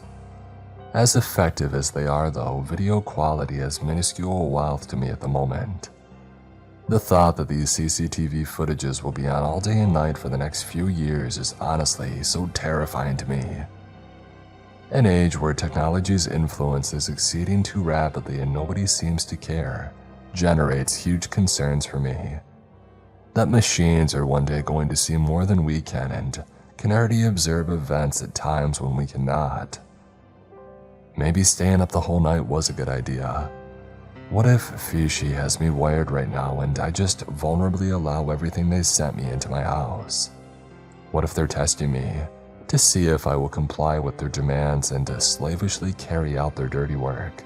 If my family's going to die, they're not going to die by the hands of Fishy, but I'm still left in a tough situation. If I don't do it, I die, and I don't know what even more horrible act they will carry out on my family. If I do, I survive, but who knows what happens to them if they're going to be locked up there for 3 years. All I can hope is that they will carry on through this ordeal and they will never have to ever see me again. I can live isolated away somewhere where I'm no threat to society, or maybe I can just travel over to the Uffizi headquarters and blow all their freaking evil heads off. I punched a hole in my wall with tears in my eyes. I told myself only 2 days ago that I would never own a gun. I'm getting stressed again. Dark hail clouds shroud my thoughts and I'm getting stressed out. The bandage patch on my neck is getting itchy and I'm stressing out again. I looked in the mirror at my sleepless face again. The crusty healing wound was speckled with blood like dust and I was getting stressed out. I think I'll take just one more slice at it. And good thing those needles are right on my bedside locker. That felt great. I think I'll do that to my arm now. Too much blood on the floor, but I can't call an ambulance because maybe I'm paranoid now. Should I get that gun sometime? I think I will. Regret for everything. Friday. I look terrible. There's a giant scar on my jaw and several little scars on my upper left arm from where I got carried away last night. This is the first entry that I've written during the daytime, and judging from the brightness outside for this time of year, I would say that it's around 3 o'clock. I checked the clock downstairs, 3:21. I literally just woke 20 minutes ago and I feel really dizzy. I passed out after a strenuous period of heavy blood loss. It's a good thing that I had fainted when I did, or else there was the ostensible chance that I would have traveled further south on the great scraping stress train. How would I explain the scars to my wife? I'm not sure. I guess I'll have to make up some irrational excuse for the gaping crack on my jaw and hide the little reminders under a thick jumper. Actually, memory refreshed. I still have to go clean up Ziggy. The blood had dried onto the wall and it took strained elbow grease, which was in limited supply thanks to my little episode last night, to remove it. I then mopped and scrubbed the floor and threw Ziggy into the bin. I thought that I would be more mentally affected by the action that I had carried out on Wednesday, but honestly, I feel like I'm immune to dastardly performances at this stage. It was times like these that I wish I had kept in touch with Tim a lot more. The one person back in my youth days who actually cared for the interests that I ranted on about, who listened and showed interest for the experiments and psychology theories that I had idolized when I was in my early 20s. During my secondary school days, I had stood up for him a lot and really helped him fit into social groups that he never would have had a chance to become comfortable in if it weren't for my guidance and if it weren't for my assistance. Well, now I really needed him, but he's way too busy for his current low-paying health and safety internship, in which he'll rake the financial benefits of greatly in a few years' time. I just can't help but feel that if I still had Tim to talk to in my life right now, that this problem would have been solved a long time ago. But then again, Fisi have never really taken no for an answer that much in the past, especially to someone who has shown as much loyalty as me towards them. Regardless, I want to be able to share this problem with him, but we haven't spoken in over a year and it's too late now. Rather than him just waltzing down here and saying howdy do to me, he would need to plan his journey and set a time when he was free and not working. I would feel like I'm intruding, which is extremely obscure of me to say because he always had the time for me back in the day. I still remember to this day that moment I came up to him in the line for the vending machine and asked him, "Would you be willing to skip to the front of the queue right now if you knew there was only one Mars bar left?" Had I asked that to anyone else, they most likely would have turned around and given a horrendous look. But Tim was different. He had a sort of restrained respect for everyone, despite had they made him feel uncomfortable or uneasy. Respect, patience, and passiveness were his most appreciated virtues and qualities that sometimes got annoying if you were around them for too long, but traits you miss if you hadn't experienced for a long while. Although there was a 99.9% chance of it not happening, I wish that he would just come and rescue me from this ever so daunting nightmare that I'm in the middle of right now, like a whirlpool of black molten hot tar. A few days ago I had talked about how the development of humanity had some crazy, disturbing effects when you think about them for an extended period of time. In this case, however, my mind struggles to think of a disadvantage when it came to the life policies that my good old friend Tim had. He would die before letting anything happen to his family. The family gets back tonight. I wonder how they'll react when they see the steel doors. Saturday. Screaming, lots and lots of screaming. Emily's going to shred her vocal cords if she doesn't give it a rest soon. The walls are soundproof though, so her valiant efforts are going sadly unrewarded. You would think that this hostile reaction would provoke me to let them out, but not really. It's kind of irritating, to be perfectly honest. The children are huddled up for her support. They're frightened out of their wits and Emily is really not helping. I muted the volume on the screen, so now it just looks like black and white footage of lost footage from an old abandoned laboratory or something like that. Anyway, this is the last time that I'll be writing in this diary, as the rest of my research will be going into separate books that will be constantly submitted and updated to the Feisty Corporation. The research should contain nothing personal or biased and must be strictly fact-based. Every day is to be recorded on these tapes, and special notes and hypotheses will be kept in a folder labeled The Starving Dogs Experiment. At request, however, one of my fellow colleagues asked me to scribble down one excerpt for her and keep it in a folder as part of my research. They want a very minimal study done on the capture himself, as they deem it unnecessary for some odd reason. They see it as irrelevant. Anyway, I decided to rewrite this one on a separate piece of small paper and store it in the folder. New memories. Old memories replaced with the former of results, discoveries, and observations. Day and night surveillance from my office as they hopefully slowly settle into their new habitat. At first, humanity will take full throttle and there will be confusion, angst, and suffering. But that will wither and die as nature should rear its monstrously ugly yet beautifully ambitious head and create the scenarios that I will be scribbling notes on and reporting back to Feisty. As for this diary, it has a sentimental value to me now. I shall keep it locked up in the cabinet above. One day I may go back over it and read my thoughts on the week leading up to what could be a very important breakthrough experiment of my psychology career. Unorthodox, most definitely. Ambitious, we shall wait and see. Emily is still screaming. The diary was found on the upstairs floor, just beneath the suicide victim.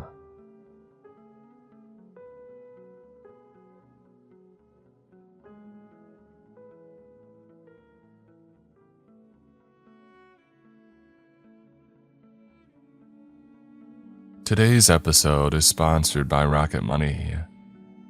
Now, I used to be one of those people that would avoid checking my bank account unless I absolutely had to, because every time I opened it, there would be some random charge that I forgot, or a subscription that I swore that I had canceled months ago. Turns out that I was still paying for stuff that I hadn't used in forever. That's why I started using Rocket Money. Rocket Money is a personal finance app that helps find and cancel unwanted subscriptions, monitors your spending, and helps lower your bills so that you can grow your savings. What I like about it is that everything's in one place. You can track your spending, set budgets, and even get alerts for big transactions or up-and-coming bills. It makes it way easier to actually know where your money's going instead of just hoping for the best every month. And if you're trying to save for something specific, Rocket Money users who create a financial goal save over $70 on average within the first 30 days. And let Rocket Money help you reach your financial goals faster. Join at rocketmoney.com/Mr. Creeps. That's rocketmoney.com/Mr. Creeps. rocketmoney.com/Mr. Creeps.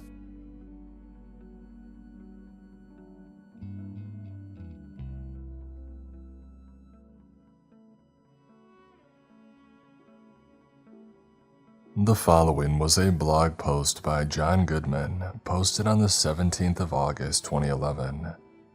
Included with it was a download link to $1.wave. The file in question has been converted to OGG format so that it may be uploaded. Goodman mentioned in the post that he would be doing extensive research on the mysteries surrounding this file. If he reports anything back, it'll be posted here. After my computer got burnt to a crisp in a lightning storm, I was left with only my old computer.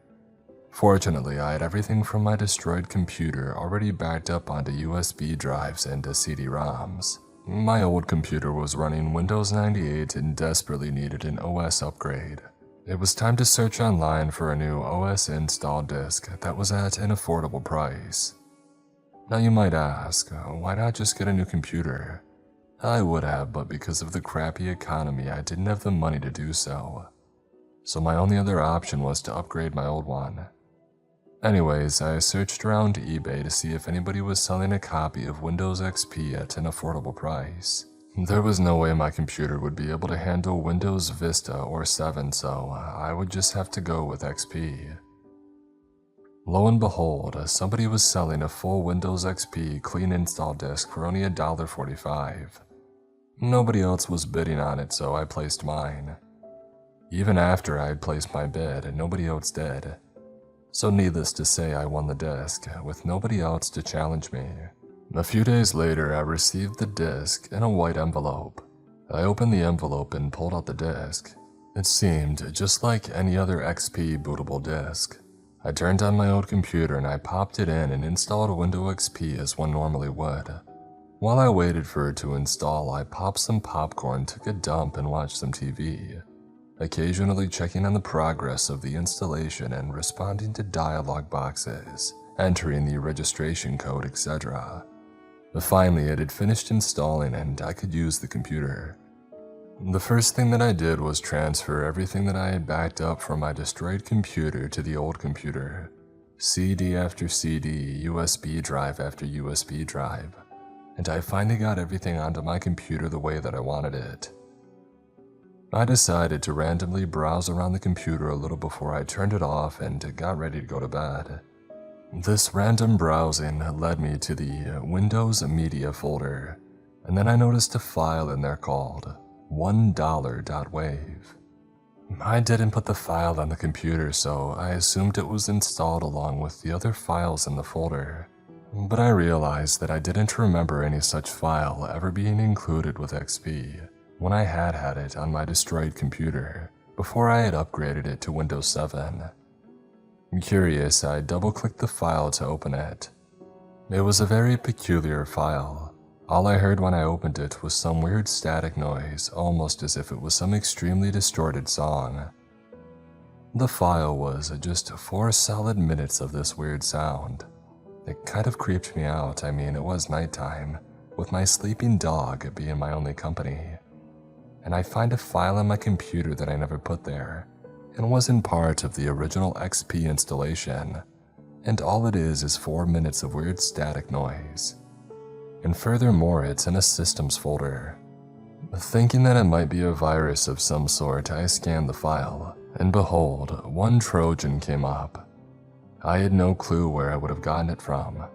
I had barely been on the internet at all since Windows XP was fully installed. Suddenly, I realized that I had seen a file with the same name flash for a split second on the screen as the disk had installed all these system files. I could only come to one conclusion. The disk had been tampered with. I decided to delete the Trojan, delete $1.wave, and do a full system scan with both of my antivirus programs. It was going to take a crapload of time to finish scanning, so I decided to go to bed while I waited. I still felt a bit mad that I had went through all that time to finally get my computer set up and upgraded the way that I wanted it, only to find out that the installed disk had been tampered with. I woke up the next morning, ate my breakfast, took a shower, brushed my teeth, and went into my computer room. I sat down at my computer and turned on the monitor, which I had turned off last night before I went to bed. I couldn't believe what I saw. My desktop background had been changed to a picture of a dollar bill. There were 2 errors saying that my 2 antiviruses had crashed, along with a bunch of other blank error dialogues that were all titled $1.wave with a single OK button. Every icon on my desktop had been replaced with a shortcut to $1.wave, even the recycle bin.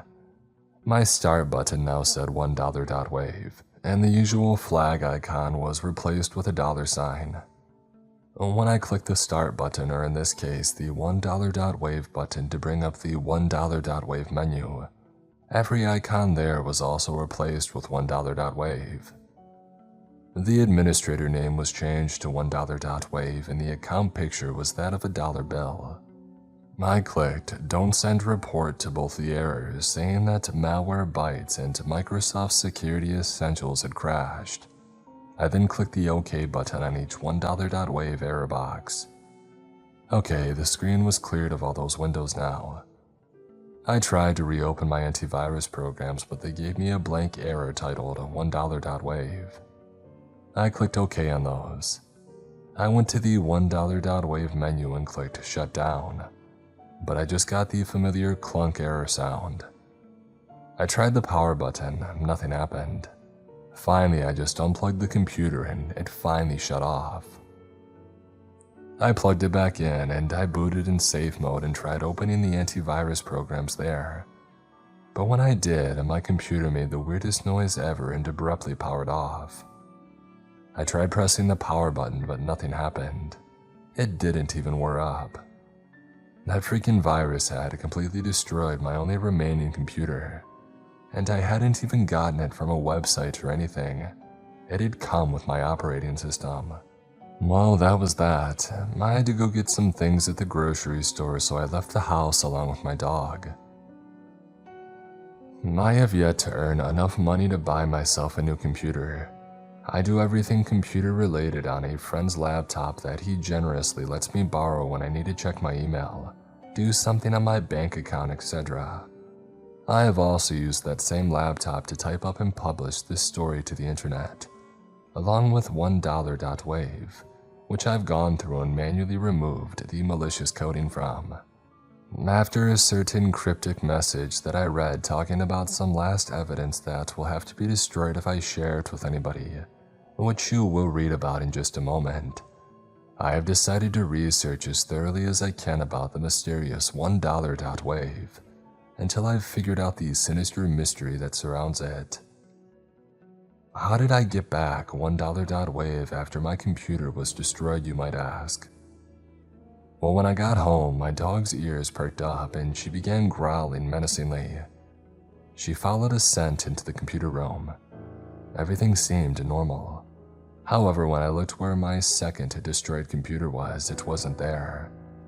Everything else was still there, but the computer was gone.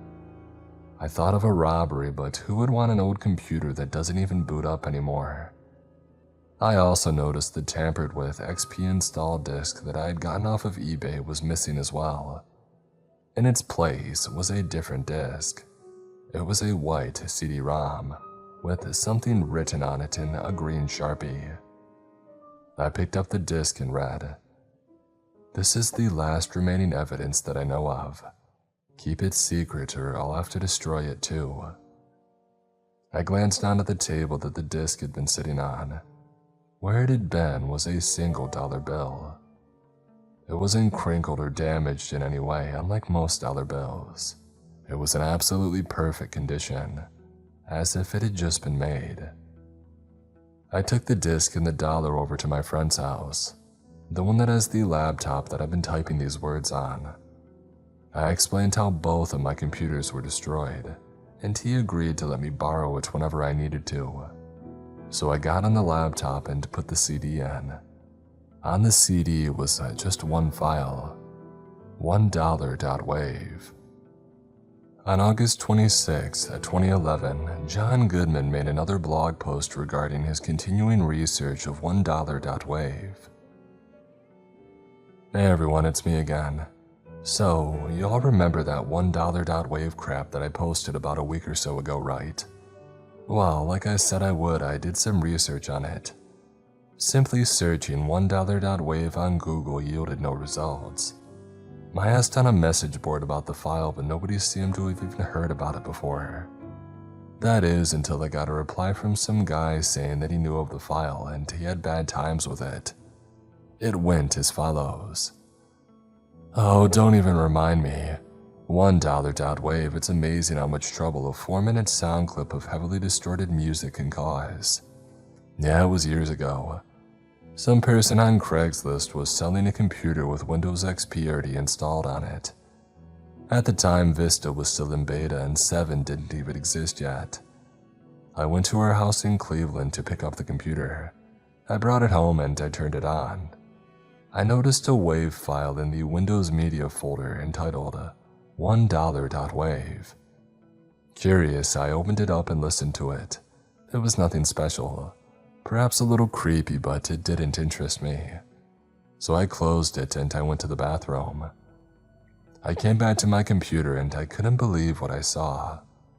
Everything was changed to dollars or some crap and a bunch of error messages titled $1.wave. I tried using my antivirus to fix what I instantly took as a virus, but it wouldn't open. I tried turning off the computer, but it wouldn't turn off, no matter what. The only thing that worked was unplugging it. I tried to boot in safe mode and use my antivirus there, but upon trying to open it, my computer made this bizarre noise and shut off, and it refused to turn back on. I don't mean refuse to boot into the OS, I mean literally just wouldn't power back on as if it wasn't plugged in. The next day my computer was gone with just a single dollar bill in its place. Yeah, I know it sounds insane and you probably won't believe me unless you had a similar experience with the file yourself. In Cleveland, eBay had told me that the item location was Cleveland.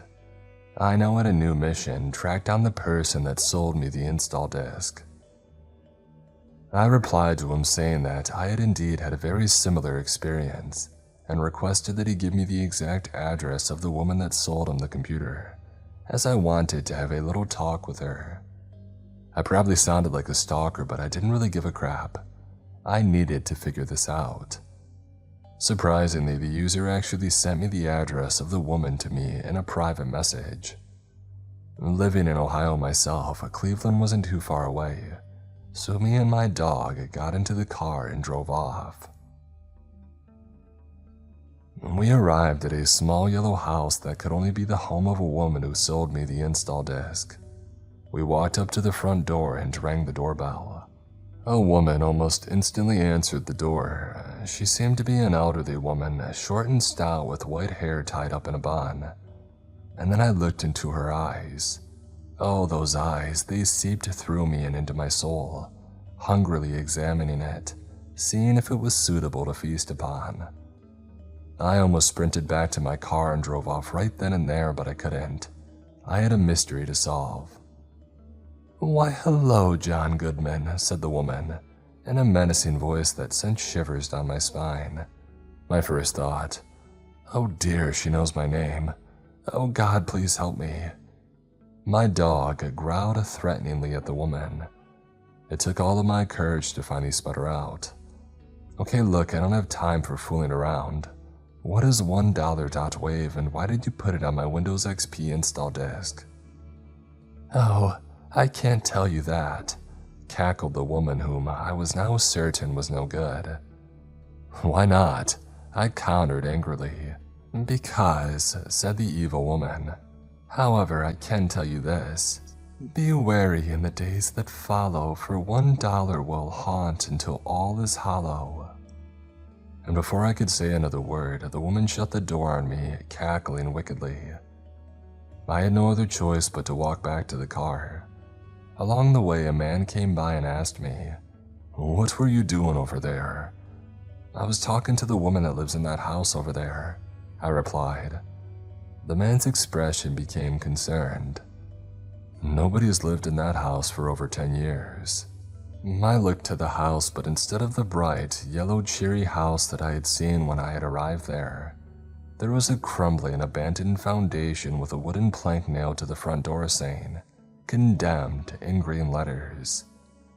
But I was just talking to an elderly woman that lived there a minute ago," I argued. All the color drained from the man's face. "Elderly woman?" "Yes," I said. "You know, with her hair all tied up in a bun and whatnot." "The last person who lived there was an elderly woman, always having her hair tied up in a bun. But she's dead." So I didn't actually find out much of anything new about $1.wave, but apparently it was created by a ghost. Interesting, but it's no laughing matter. I realized that the moment I saw that dang woman out of the corner of my eye, giving me that freaking soul-devouring stare and smiling like a maniac. When I focused on her though, she disappeared. I then proceeded to sprint out of the room and hide under a blanket for the rest of the night. When I dared go back into the living room, a dollar bill lay on the floor where the woman had been. On August 29th, Goodman updated the blog again with yet another report about his research on the ominous $1.wave. "Yeah, it's official. That old hag is stalking me. Since my last post, I've been catching glimpses of her out of the corner of my eye, always with that soul-devouring stare and demented smile. She always vanishes as soon as I focus on her, and it always has to be at night when it happens. Each time I get the heck out of there and hide under a blanket for the rest of the night. When I dare enter the room again, there's a dollar bill where the woman was. I've actually collected all the dollar bills that she's left for me, beginning with the one that came with the last evidence disc into one wallet. I've gone 3 days straight without sleep because of this crap. In the most recent incident, she was even holding a bloody knife. Well, that was enough encouragement for me. I packed up a few things and me and my dog piled into the car and went to my friend's house. Unrelated, I haven't told you my dog's name yet, have I? Well, their name is Coco, as in chocolate cocoa. Anyways, as I was saying, I told him everything that had happened. I had kept it secret because I figured if I told him he would think that I was insane, but at this point I really had no other option. About $1.wave, the old hag that seems to want to kill me for some reason, etc. I expected him to say that I was crazy and call a mental institution, but miraculously he believed me. I guess he knew that I wouldn't make crap like this up. So I'm going to be staying at his place until this situation blows by. Posted August 30th, 2011. Tonight my friend glanced out the window and all the color had drained from his face, and Coco growled menacingly at it. I looked out the window and I saw it. That blasted old hag. She stared into the room from outside with that soul-devouring stare and that same demented smile. And then she disappeared. We didn't need any more encouragement. We pulled down those blinds and nailed boards to every window in the house, as well as the front and back doors. I don't think we'll be going outside for a while. Posted August 31st, 2011. I went on my friend's laptop and checked the forum thread that I had posted asking about $1.wave. Someone had replied there under the username $1, and take a guess what their profile picture was. That cursed old hag's face, with her trademark staring grin. Her reply simply said, "Oh, more evidence.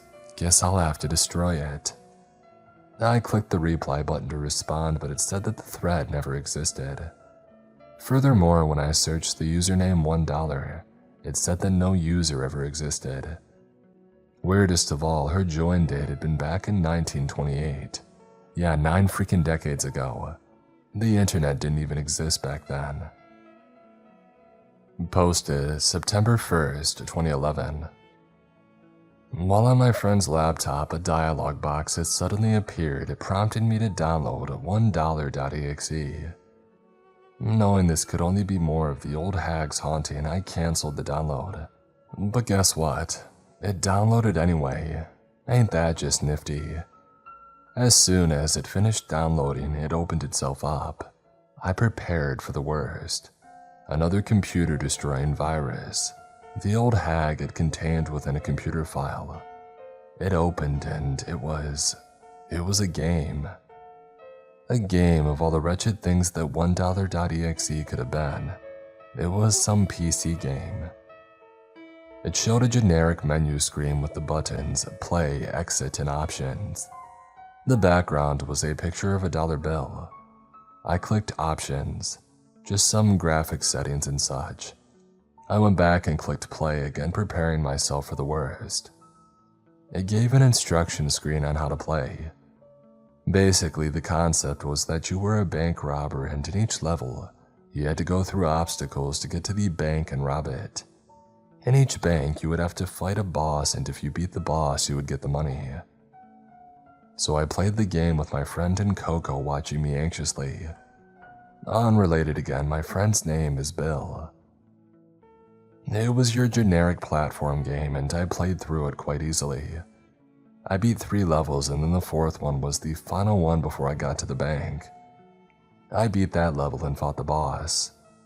The boss was some kind of banker with superpowers or something.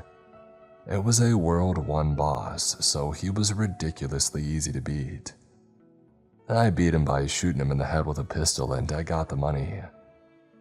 The game counted up my scores and so forth before taking me to the first level of World 2. I figured that I had played enough, so I tried to exit the window, but clicking the X only greeted me with the Windows error sound. It wanted me to keep playing, and judging by all the weird crap that had happened to me recently, the reasons couldn't be good. So I tried ending the application process with the task manager, but the end process button only gave me the error sound again. I tried shutting down, but the shutdown button gave me the same sound. It was very similar to when $1.wave had first destroyed my old computer. Because the laptop was running on a battery, I had to take the battery to shut it off. I put the battery back in, rebooted, and everything was normal again. I deleted $1.exe. It didn't come back like $1.wave did. It stayed deleted. Posted September 4th, 2011. More corner of my eye sightings of the old hag. In all of them, she's holding a bloody knife. Boarding up our windows and doors didn't seem to help. She still got into the house. Today we unboarded the front door to go get the Sunday paper. I mean, even if we're hiding from a sadistic ghost woman who wants to kill us, we still gotta keep up on the news, right? It said that a banker had been found dead at a local bank with a bullet wound in his forehead. It showed a picture of the man, and to our horror, he looked exactly like the World 1 boss from $1.exe. The way in which I had defeated him had even been a pistol to the head, and the paper said that there was a bullet wound on his head. As I read the paper, I saw the old hag again out of the corner of my eye, holding a dead corpse under her arm that looked just like the banker. This time I didn't focus on her. I focused on the paper to see what would happen if I didn't make her disappear. If she tried to kill me or anything, I would just look at her. She just kept standing there with that demented smile on her face. After a few moments, her smile began to fade and turn into a frown, as if she was disappointed that I didn't seem to notice her. I looked to Bill, and surprisingly, he had followed suit. Even Coco was pretending not to notice the hag. I turned back to the paper so that I could continue seeing the hag out of the corner of my eye. It wasn't easy trying not to see something yet see it at the same time. I kept wanting to look, but I knew that if I focused on her, she would disappear. I wanted to know what would happen if that didn't happen. Her disappointed expression then turned to a fierce and angry look. She raised her knife and lunged at me. In unison, me, Bill, and Coco all whirled around to face the ghost. She stopped abruptly just as she was about to reach us and then vanished. This raised yet another question. If she wants to kill us so badly, why didn't she just do it and get it over with, instead of taunting us like this? Maybe she doesn't want to kill us. Maybe she just wants to make us think she wants to kill us, make us paranoid to the point of insanity, just for her own pleasure and amusement. Sure wouldn't surprise me. Posted September 5th, 2011. I woke up this morning from the little sleep that I actually got.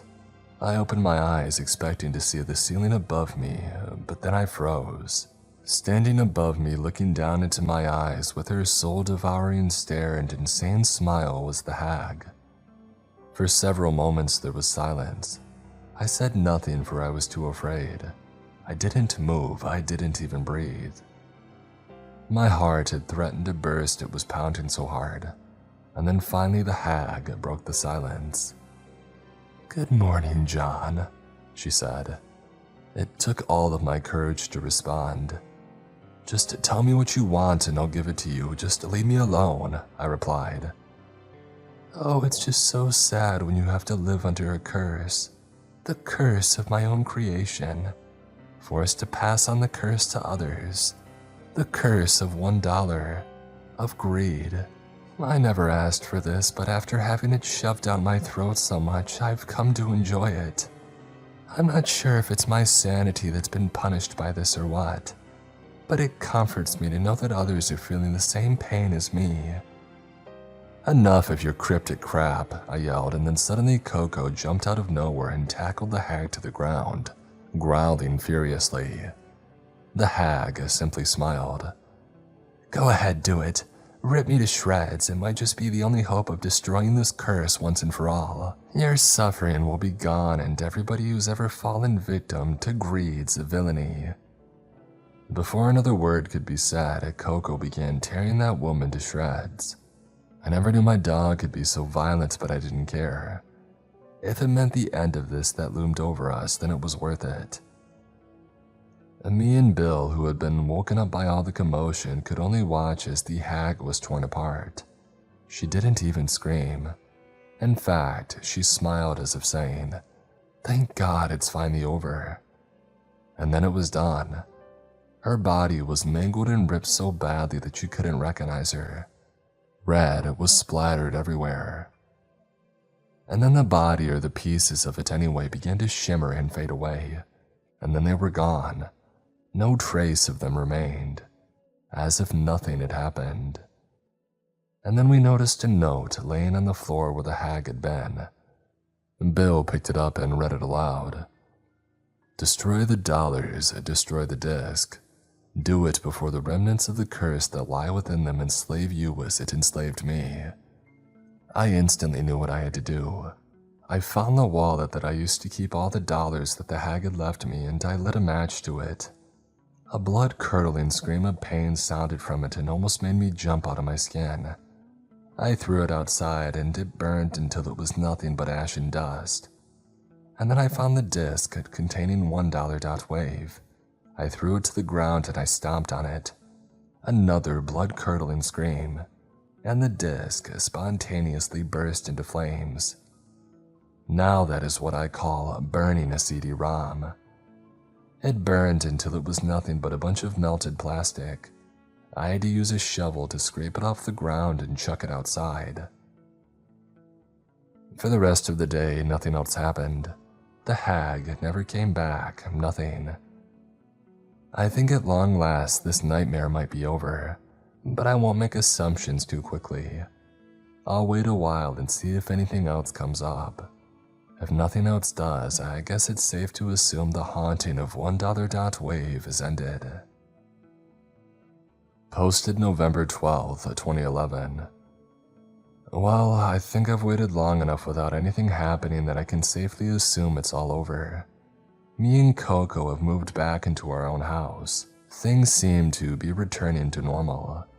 And after some thinking, I've come up with a hypothesis as to what all that crap was about. I think the hag was forced by a curse to do those terrible things. The curse was like a virus using her to spread to others. I guess $1 wave and all the associated things are all duplicates of this virus. I can only assume that its proper name is greed, since that's what the hag kept referring to it as. How greed came to be or what its purpose is, I can only wonder, but the hag seemed to hint that it was she who created it, and it was a screw-up that she made that had caused all of this. I guess those dollars, the disc, and the hag were the last remnants of greed, and by destroying them, I had destroyed greed forever. She was so anxious to get her hands on evidence and destroy it, because she wanted to destroy the curse of greed. I don't know whether any of these guesses are even remotely correct, but I don't really care.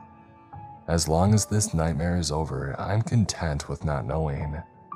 And I'm pretty darn certain that it's finally over.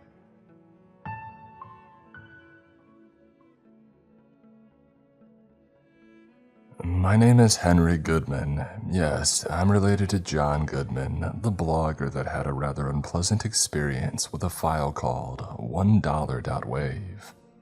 I'm his brother. I am the father of 3 kids, and I have a wife whose name is Jenny Goodman. I live in Cincinnati, Ohio.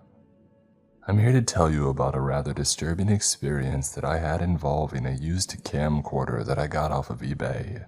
It's strange, both me and John's problems happened when we bought something off of eBay. Anywho, on with my story. So, me and my family were planning a vacation and we wanted to capture our trip on tape as well as take some photos. Unfortunately, our video camera was broken, so we would have to either get a new one or just take photos instead. So I went on eBay to see if anybody was selling a camcorder. Well, long story short, I found one, I bid on it, and I won. A few days later, I received a small package which had the camcorder in it. I opened it up and took the camcorder out. It was the typical camcorder with the little small screen on it and such. It had some black Sony camcorder tapes, so I opened it up and put one inside. To my surprise, however, there was already a tape inside. I assumed it was one that the previous owner forgot to take out. It was a used camcorder. I hoped nothing important was on it, otherwise they'd be pretty upset about losing it. I took the tape out and I looked at it. There was a piece of yellow masking tape stuck in the front, labeled with a black Sharpie. 2006. Just that and nothing else. I decided to play the tape just to see what was on it. So I put the tape back inside the camcorder and I hooked it up to my TV to watch the tape on it. I rewound the tape, but it was already at the beginning. So I did the usual crap to play a tape from a camcorder on the TV. The tape started with 10 seconds of a blank blue screen, and then it cut to somebody filming a school playground on a cloudy day. Kids ran around and played, but whoever was filming seemed to just be interested in one of them. A little girl, probably around 5 years old, with pale skin, brown hair, brown eyes, and wearing a yellow coat. Whoever was filming seemed to be following her and watching her play. Sometimes the person filming would talk to the girl. It was a man's voice.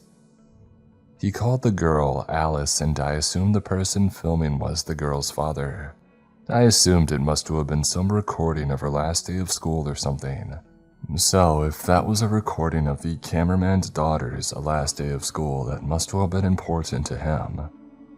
I felt bad for him losing something this precious, but I had little time to ponder that because suddenly a very loud droning buzzing sound burst from the speakers, scaring the living crap out of me. The scenery had changed. It was now nighttime and the school was deserted, except for the girl. All the while that ear-piercing buzz continued to sound from the speakers as I plugged my ears. The girl was turned away from the camera so I couldn't see her face. She stood there motionless, and then she turned to face the camera, and what I saw, well, I didn't see that one coming. The girl's eyeballs were gone, just dark empty sockets where they should have been. There wasn't blood or anything, the eyeballs were literally just gone. Her mouth was drooling some kind of disgusting green slime and her nose was missing. Not like it was cut off, just not there. Just plain skin where it should have been. Think of Patrick from SpongeBob, yeah, you get the idea. The scene then burst into static. The buzzing noise stopped, but you could hear the sound of knives slicing against flesh and blood-curdling screams. And then the scene returned and the girl was hanging by a swing in a swing set. Several nasty wounds around her body and a knife laying on the ground below her. Her eyeballs were missing and her mouth still dripped that weird slime, and she still had no nose. The tape was silent. No loud buzzing or anything, just silence as the girl dangled around. Heart pounding so hard it threatened to burst, scared out of my mind because of the sudden buzzing sound and to a lesser degree, the disturbing footage that accompanied it. I sprinted over to the TV and I shut it off. I ejected the tape from the camcorder, shut the camcorder off, and then unhooked it from the TV. I took a hammer and I smashed the tape to tiny pieces. Breathing heavily, still not sure what the heck had just happened, I sat back down on the couch. I just stayed there for a while, staring at the blank TV screen. After I had finally calmed down, Jenny came home from the grocery store. I helped her bring the groceries in. I didn't tell her about the tape because she would think that I was going insane. The dream I had that night was not pleasant. I was in a dark hallway. My throat, it felt like somebody was repeatedly flicking my Adam's apple. That loud buzzing from the tape played nonstop.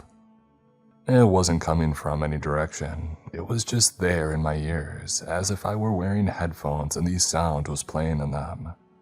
I was scared out of my mind.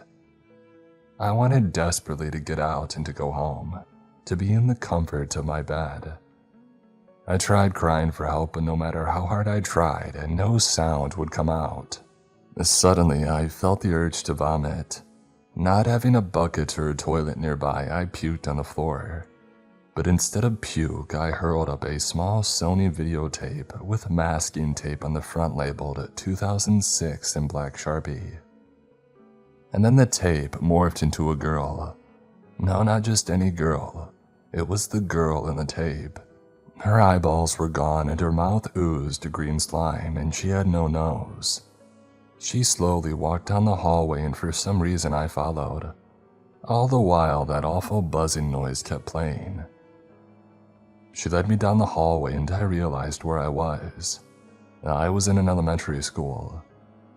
Kids' drawings and other art lined the walls. Posters saying, "Vote Josh for school president" were everywhere. You get the idea. She led me out an open door and into the playground. It was the very same playground from the tape. And a man was there holding a camcorder recording us. But not just any camcorder, it was the very same camcorder that I had gotten off of eBay. He just stood there recording us. The girl led me over to a swing set. She pulled a knife out of her pocket and my body then became frozen in place. I couldn't move my eyes, I couldn't move my head. I was forced to watch in horror as the girl sliced herself up with it, giving herself these same wounds as in the video.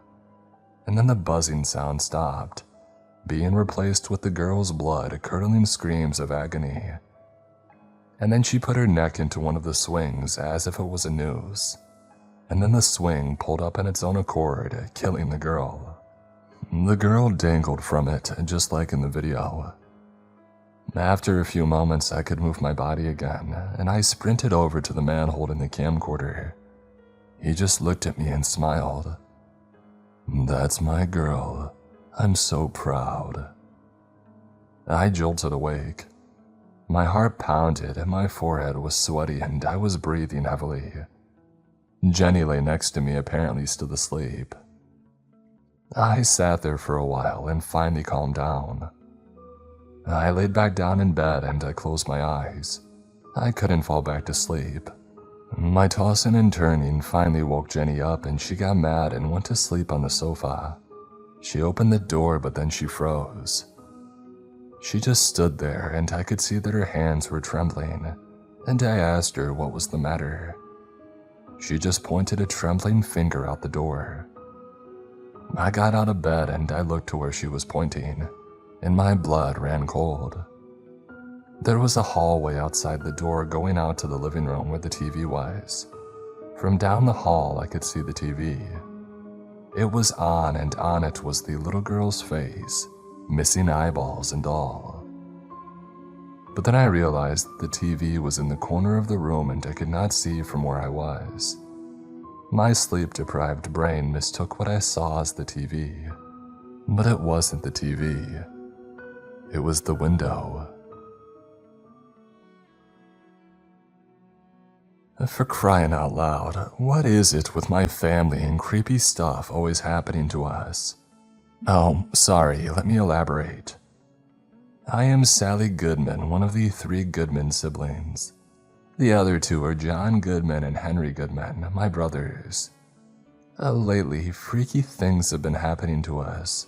First, John gets haunted by some insane ghoul hag, and then a freaky mutant girl's face is staring through Henry's living room window. I prayed to God that nothing would happen to the 3rd of the Goodman siblings, but nope. Something just had to happen to me, because I guess the world hates me. Alright, enough of my self-pity. On with my story, I ain't got all day. Well, I had moved into an apartment in Dayton, Ohio. I was unpacking my things and so forth. There was a small storage room by the patio off the apartment, and I opened the door to put some things in there. It seemed to be empty and I walked in. But then I looked down on the floor and I saw that I had almost stepped on a black USB drive. I picked it up and I stuck it in my pocket.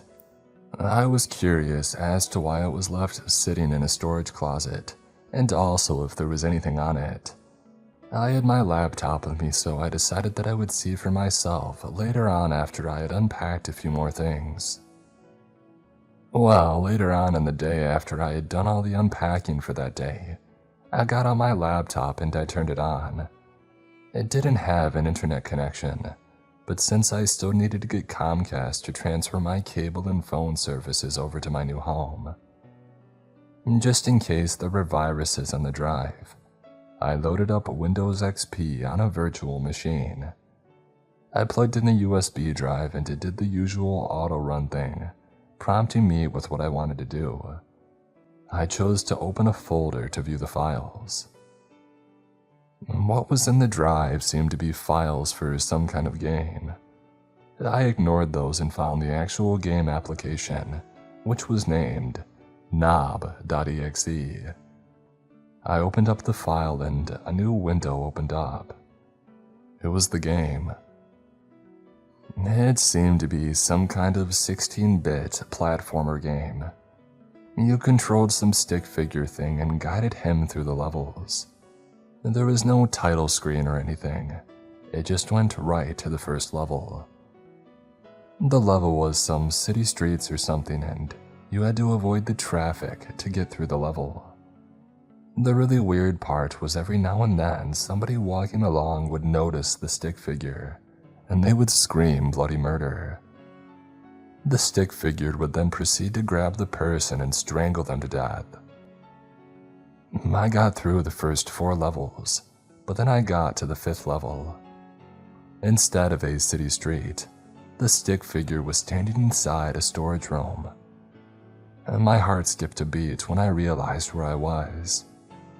It was a perfect 16-bit replica of the storage room that I had found the USB drive in. Without me even moving him, the character walked over to the door and opened it. He went outside and the scene transitioned to another familiar place, the patio just outside of my apartment. Out of paranoia, I looked out through the glass door leading out to the apartment patio. And to my horror, somebody was there. It was the most disturbing creature that I had ever seen. He was completely naked and hunched over like a gorilla. He was horribly skinny, and so pale it looked like he had never seen the light of day in his life. Black fur grew along his spine. His face, he wore an expression of unspeakable malice and insanity. His mouth was 2 times the size of a normal human's mouth. His teeth were huge, and his evil smile stretched up all the way to his forehead. He had long black hair that dropped down to his shoulders. He had claws longer than his fingers, and they looked sharp enough to cut my head clean off. And then the thing that I dreaded the most happened. He looked up at me with his cold and wicked eyes, and that horrible smile. I glanced back at my laptop screen for a second. The stick figure on the game was looking into the glass window door, just as this terrible creature was doing.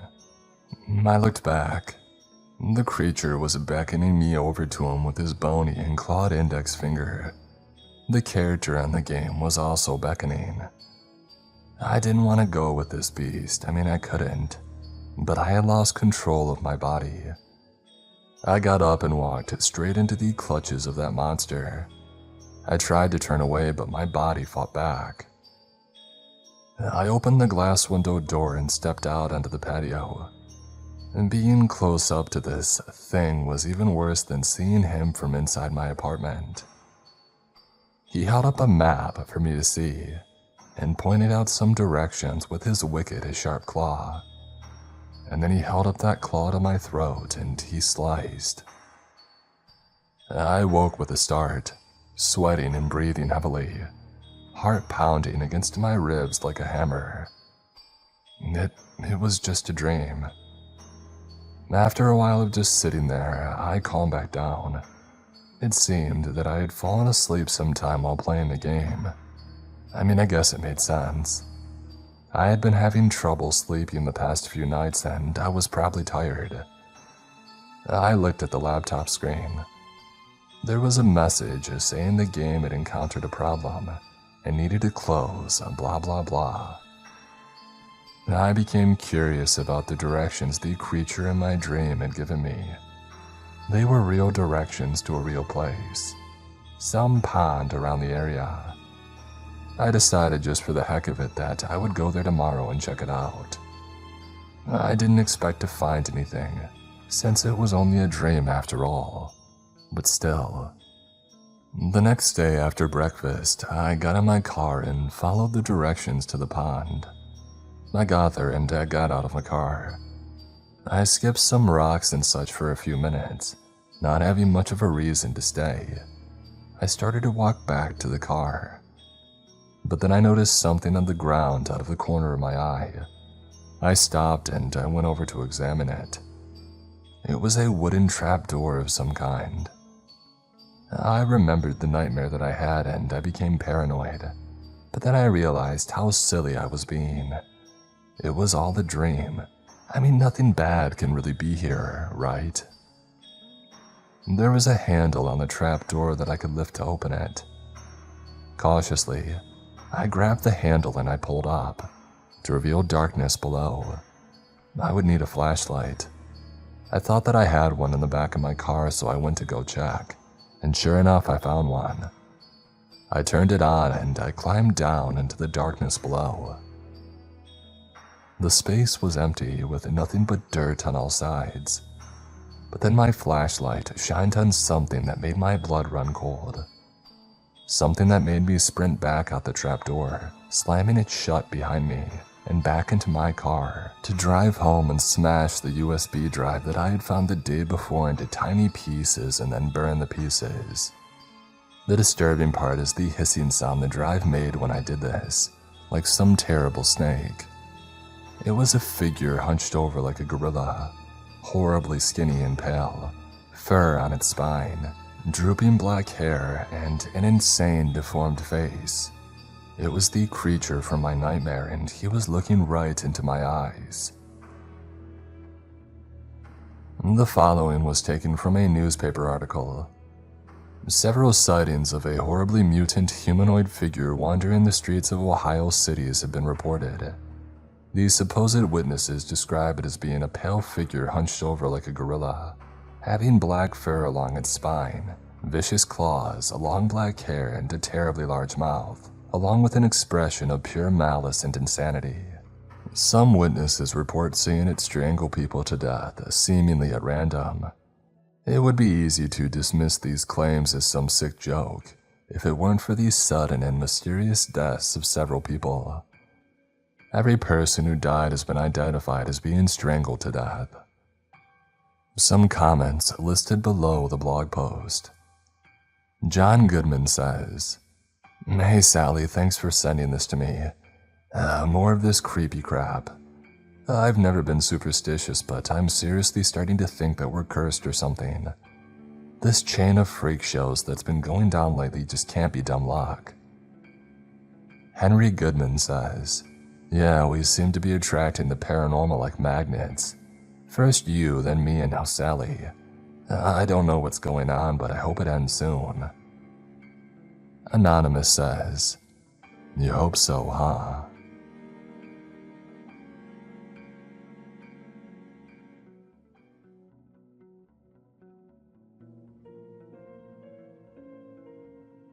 It was simply there on one humid morning about 6 weeks ago. I walked out of my house, I looked right on the way to my car, and there it was. A black square in the middle of the street. I thought it was a strange box or something. Thinking nothing of it, I went off to get lunch. But it was still there when I returned. And this time, the neighborhood kids that usually collectively played in the yard to my house's left were now instead off to the right, circled around the black square. They were talking, laughing, and poking at it with sticks. Something didn't seem right about the scene, so I got out of my car and stood for a moment watching. What was wrong here? It hit me. They weren't poking at it. They were poking into it. One of the local teenagers was sitting on the porch behind me, so I knew the kids were being looked after. If it was some strange prank or something, well, I would hear about it later. I headed back inside and returned to writing that day's story. Around 8 in the evening, someone began knocking on our front door. And 2 of my roommates were in their rooms with the doors open, but we were all playing an online game together. So we ignored it and hoped the guy in the room downstairs would get it. He either didn't hear it or didn't care. So we sat there listening to the pounding and knocking for about 15 minutes before one of my roommates logged off the game and stormed down to the front door. I heard, "What the heck do you want? None of us are parked in your spot. We never park in your spot." That didn't sound good. I left my computer and I slid down the hallway to see what was going on. They had told me stories about Bill and how he insisted that one section of the sidewalk was for his food truck.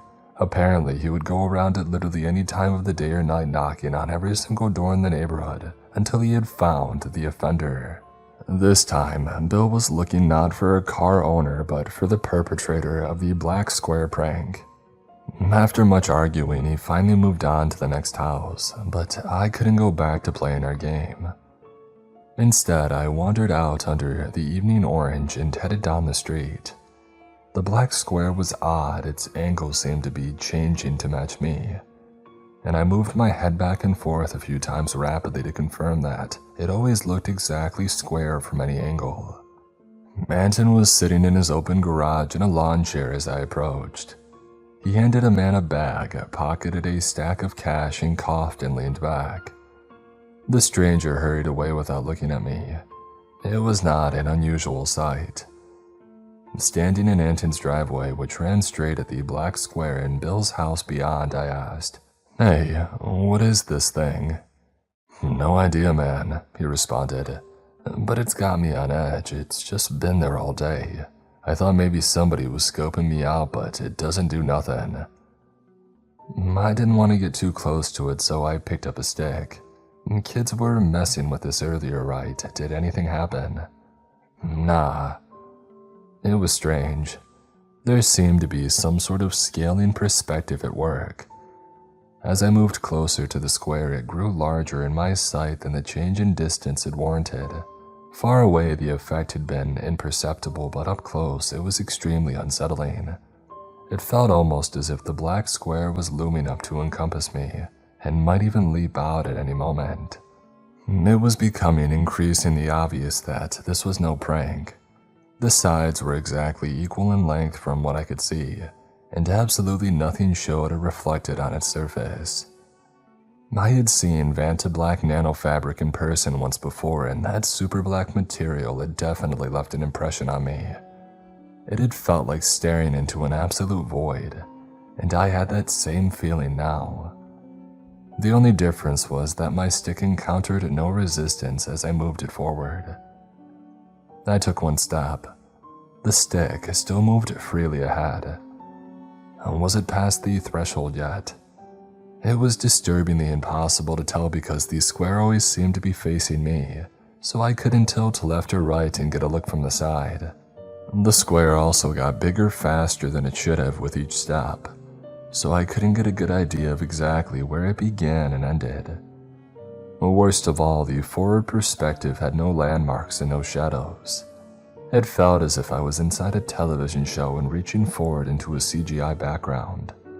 The studio lights off screen were still lighting the stick, and I was reaching into something that didn't really exist. I swung my branch left and right. There were no edges to strike either. The pointed end traversed from ultra black to the green of Bill's lawn and back with no resistance. It was then that I truly understood that we were in trouble. "Hey, Anton." "What up?"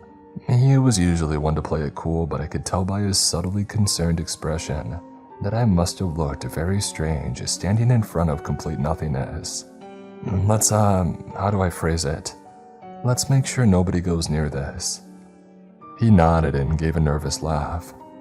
We didn't have any sort of housing association or community building, so it would really be up to word of mouth.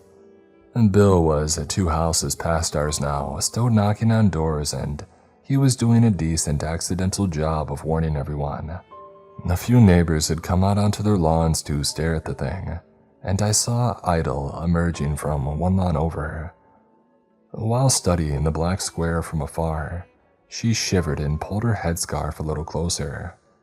I smoothed down my shirt reflexively as she approached. She stopped on the sidewalk just short of Anton's driveway. "What's the square?" We just shook our heads. "You call the police?" she had asked, looking at me. Anton leaned back in his seat and watched me. Put on the spot, all I could say was, I don't think so." She was visibly confused. "Why not?" Anton snickered. "The cops don't come here, girl. The police don't come to this area. Now they do, but trust me, you don't want them. They don't come here to help." "Oh." She looked down at the ground and then over to the black square and then to her front door. She departed without a word. The rest of the neighbors began to emerge from their homes as Bill pissed them off in sequence, but we didn't meet or talk beyond the distant glances of confusion and confirmation. I didn't like that strange square in the street, not one bit, but there wasn't much to do about it. A few people were taking pictures, and so I went back inside and put my phone on the charger to do the same. My roommates and I locked the house up tight that night. We couldn't see the black square from any of our windows, but the mere knowledge of its presence was like a chill in the air. I was the night owl out of the 4 of us, and when the others went to bed, I quietly stacked boxes full of junk from the basement to block the windows, just in case. In the morning, nobody commented in approval of the boxes, but neither did they take them down. I stepped outside to confirm that the anomaly was still there. This time I took pictures. I had seen more than my share of movies and shows about creepy anomalies, but it was another thing having one actually show up outside of my house. In person, there's a balance of risk versus curiosity, and there was nothing that we could do about the square without endangering ourselves. We couldn't get too close to it, because who knew what would happen, and we certainly couldn't go inside of it. So it sat there, and in large part, we ignored it in our day-to-day lives. But there's also another kind of risk, the unknown, and the stress effects on your community and on your health. Each morning for a week, I would look to my right at that eerie black square and wonder if I was being watched. Or worse, was it some kind of hole from somewhere that might let in horrific entities beyond our understanding? Or heck, even just basic clawed creatures that we could understand would be horrifying. A simple wolf or a bear on the loose on our street would have been an emergency warranting help. And here we were with the possibility of literally anything appearing at any time. On a random night that about 8 people were over to play board games, Idle asked again if I would call somebody, and this time I agreed. But who and how? I did find some numbers for 2 local news channels. I sent in my pictures, but they laughed at me and said that they looked photoshopped. I insisted that no, it was literally just a black square, and they told me to call back when I had something scarier. The military was an obvious answer too, but how does one call the military? I don't exactly have a phone number for the military. Each night for a week, I waited on hold with various desks, bases, and institutions, repeating my story verbatim each time. A strange anomaly has appeared in our neighborhood, and I need somebody to come take a look at it. Most secretaries hung up on me immediately, but I finally got one that laughed. He asked, "Watching some X-Files tonight?" I sighed. "Look, I've been trying to contact someone about this for a week. Let's say hypothetically that I'm serious. Is there some sort of division or group for that?" "No, let me just call Area 51, buddy. They'll take care of you." "Oh, come on. There has to be some guy that takes weird phone calls and checks them out, right?" "Oh, that's no fun." "Fine, I'll give you the number." I had it. Finally, I had it. The next conversation that I had was promising, and a military jeep showed up the next morning. Ido texted me when she saw it park on the street, and I hurriedly went outside to greet one man, apparently. He was only slightly older than me, and he stood staring at the black square with a haunted gaze. As I finally got his attention, he turned his head to look at me and said, "What in the world?" "Yeah, right." I pointed down the street at the black square. "That thing's been sitting there for like a week and a half." Finally prompted to move, he went back to the back of his Jeep, pulled out a tripod and a camera, and set it up facing the anomaly. Watching him, I asked, "So you're going to call in the big guns, right? Somebody will take care of this." His only answer was a glance, and then he got in his Jeep and drove off, leaving the equipment running. Well, that was progress, I told myself. Somebody was aware of the issue now, and somebody was on it. A small consolation as the days wore on. One of the neighbors boarded up their windows, and then everybody did. Nobody asked the first house to do it as if they had seen or heard something crazy. We just did it. That day we went to the hardware store and endured the awkward process of explaining what we were doing to the overly helpful employees, and then we took our boxes of nails and stacks of wood and began hammering into the window frames. I winced at the first one that went awry and damaged the wall, but I figured that our security deposit was long gone anyway. We kept the curtain between the glass and the wood so that the landlord wouldn't notice on a casual drive-by, although he would certainly see that the entire neighborhood had suddenly acquired bars and boards. If the area went to crap, would he lower our rent? Doubtful. And then my roommates and I got drunk together for the first time in months. The neighbors were doing the same thing in their boarded up houses and on their lawns, and eventually we had a sort of block party going. It was an eerie thing, all being connected and bounded by a common threat, but being unable to mention that threat even as it loomed in the distance at all times. There was nothing that we could do about it, so mentioning it publicly was impolite. As dusk deepened and somebody started a bonfire in their backyard, I almost couldn't stand the pressure of what was happening. That thing might turn deadly and kill us all at any time, but I wasn't even allowed to mention it without pissing people off. Boarding up our houses, we were all reacting to it. We were all aware it existed, and we all knew everyone else knew too, but we couldn't talk about it. A weird defensiveness was emerging among the conversations that I overheard. This was our street, and none of us could afford to move away. Therefore, the black square had to be harmless. There were even people talking about the idea that there was nothing wrong at all, and that talk was growing. Agitated, I left the block party. I still wanted to drink, but angrily now, and so I went to the nearest bar and I sat. By pure chance, to my left was the soldier who had set up the camera equipment. He was half sloshed already, and he looked sidelong at me while holding the bar to keep himself up. He laughed darkly. "Oh, it's you." It was almost a relief to see that he was still in town. "You guys going to do anything about the black square once you collect enough information?" He sat taller and focused his bloodshot eyes on me. "Guys. Yeah, your team or whoever." "It's just me." "Oh, well, what about the higher-ups?" He downed another shot that had just been delivered. Higher-ups. My whole department got cleaned out by the new administration to cut costs or something. I'm the only guy in my entire building. My beer arrived and I took a sip of it while trying to fully understand what he meant. Like, temporarily, are you waiting on new hires? He gave an exaggerated shrug. It's been 7 months and nobody talks to me or tells me anything. I just get a paycheck automatically, no emails and no nothing. I'm thinking maybe they just forgot to transfer me when they got the rest. I don't think anybody even knows that I'm still there. That was an off-putting thing to hear. Well then, what do we do about the black square? He gave a long, drunk belly laugh. Brother, there are 47 anomalies in Ohio alone, and I'm the only person in the state left in the department that handles it.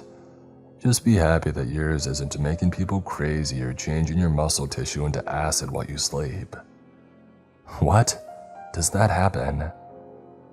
He stared forward at the venue's long-mirrored back wall for a moment, unmoving except for the muscles in his jaw tightening as if he was grinding his teeth. After a tick, he suddenly reached over and clapped me on the back. Nothing so dramatic as all that. I'm just playing. He got up, threw some cash on the bar, and began to stumble away. Wait, I called after him. What's your plan for the black square? Plan? He yelled back on his way out of the door. You're on your own, brother. I skirted through the crowd and pushed out into the night. And what about the 46 other anomalies? But he just kept walking and soon became small in the distance. Was it really possible that there was nobody manning the defenses for things like this? Were we simply open to danger with no one to respond? Was the only working plan to hope that nothing bad would happen? I mean, what the heck kind of plan was that? I returned home even more agitated than before. It was about 3 weeks after the appearance of the anomaly that those that insisted the black square was harmless became the majority. We had been able to complain about it, make jokes, and watch it fearfully before that afternoon. But the winds changed and I immediately found myself on the outside with no warning. If I glanced suspiciously at the black square, somebody would deride me for it. If I tried to measure it to see if it was growing at all, somebody would come out on their lawn and tell me to stop and that I was wasting my time. By the 4th week, those reactions became veiled threats. Bill was standing out on the sidewalk the first day of that 4th week. I had just come home from playing a card game elsewhere and he approached me rather angrily. Stop causing trouble, he said without sugarcoating it. Me? He was a large man in multiple ways and I took a step back warily. I'm just not willing to accept that the incredibly odd anomaly in the middle of our street is safe. And the black square isn't causing any trouble, he growled. You're the problem here, pissing people off and going against the grain. People want to sleep soundly and they can't do that if you fill their heads with nonsense dangers. Well, if it's nonsense, I asked, then why are your windows boarded up? He balled a fist. Because that's how it's always been around here. Everybody does it and always has. What are you talking about? It was just last month that. He slugged me in the stomach. I backed away. There was nothing left to say. I understood exactly what was happening. He glared from the sidewalk until I went inside and closed the door behind me. 2 mornings later, screaming erupted from a few houses down. 9 of us rushed out of our houses with makeshift weapons, only to find that the danger had been the night before. Someone's window had been broken, and the wood beyond had been clawed mightily by something that had left traces of azure ichor behind. I thought that certainly it would be undeniable now. It was obvious that something had come out of that black square and tried to get into a house. The only reason the single father and his 2 girls were alive was because they had boarded up their windows like everyone else. See, I said to those gathered, I told you it's dangerous. But the single father in question shook his head. Oh, of course you would say that. How did you do it? I began backing away almost instantly as all eyes turned on me. "What?" Bill said. "Yeah, likely what happened. What tool did you use to make those marks? And what's that blue stuff? Is it toxic? Did you put Ethan's girls in danger by throwing toxic blue sludge on their house?" Ethan added, "And you'll pay for that window too." "What is wrong with you people?" I clutched my bat and continued moving backwards. Idle came out of her house then and asked some of the others in the group what was going on. And they backed off and Bill and Ethan shot me hateful glances. On the way back to my place, Anton shook his head as I crossed his driveway. "You're gonna get yourself killed, boy." Whispering, I asked, "What?" By insisting that the physics-defying anomaly in our street is possibly dangerous. "Just saying. I sit in front of this thing all day every day and it freaks me out. But I don't say nothing to anyone else around here. Neighbors are more dangerous than that thing, you get it? Keep your head down." I mulled over his words for another few days while the attitude in the neighborhood became openly hostile. More claw marks and strange azure liquids appeared during each night, and Bill started enforcing what he called his right to open carry by walking around the sidewalks with a rifle slung over his shoulder, and then Ethan started doing it too. It made me tense, but they had often talked about gun responsibility and part of me was glad to have weapons around given that something was probably coming out of the black square each night and trying to get into our houses. At 4 in the morning on the first night of the 5th week, I heard loud banging on the front door. For 20 minutes, I listened to someone pounding and yelling outside, until one of my roommates shouted from his bed, "Oh, screw off, Bill. We don't have to answer the door for you. We're not parked in your spot." The knocking went silent. My other roommate called from his room. Well, that's the first time he's ever actually gone away. At that, I sat up starkly in my bed. I knew. In that keening instant, I knew. Something had happened out there, some spark. Perhaps the unseen creature had finally gotten someone. Perhaps it had gotten one of the neighborhood children. I grabbed my baseball bat and put on my tennis shoes. Other than that, I was only in shorts and a t-shirt, but there was no time. Running into the dark hallway that connected our rooms, I whispered, "Get your gun out." "What?" my roommate asked. "Get your gun ready," I practically hissed. "They're coming for us." There was a crash of glass and the sound of boards being ripped off in the back of the house to punctuate what I had said. And I heard my roommate jumping up and fumbling around with the case that held his gun. My other roommate just sat quietly and fearfully. "They're not coming for us. They're coming for you." In the dark, I heard his door close and lock. This was no movie situation. I knew this would end very quickly between untrained civilians, and I knew that I was at a big disadvantage. If the windows hadn't been boarded up, I would have escaped that way, but I was forced into a corner. I only had knowledge of the terrain and the advantage of surprise.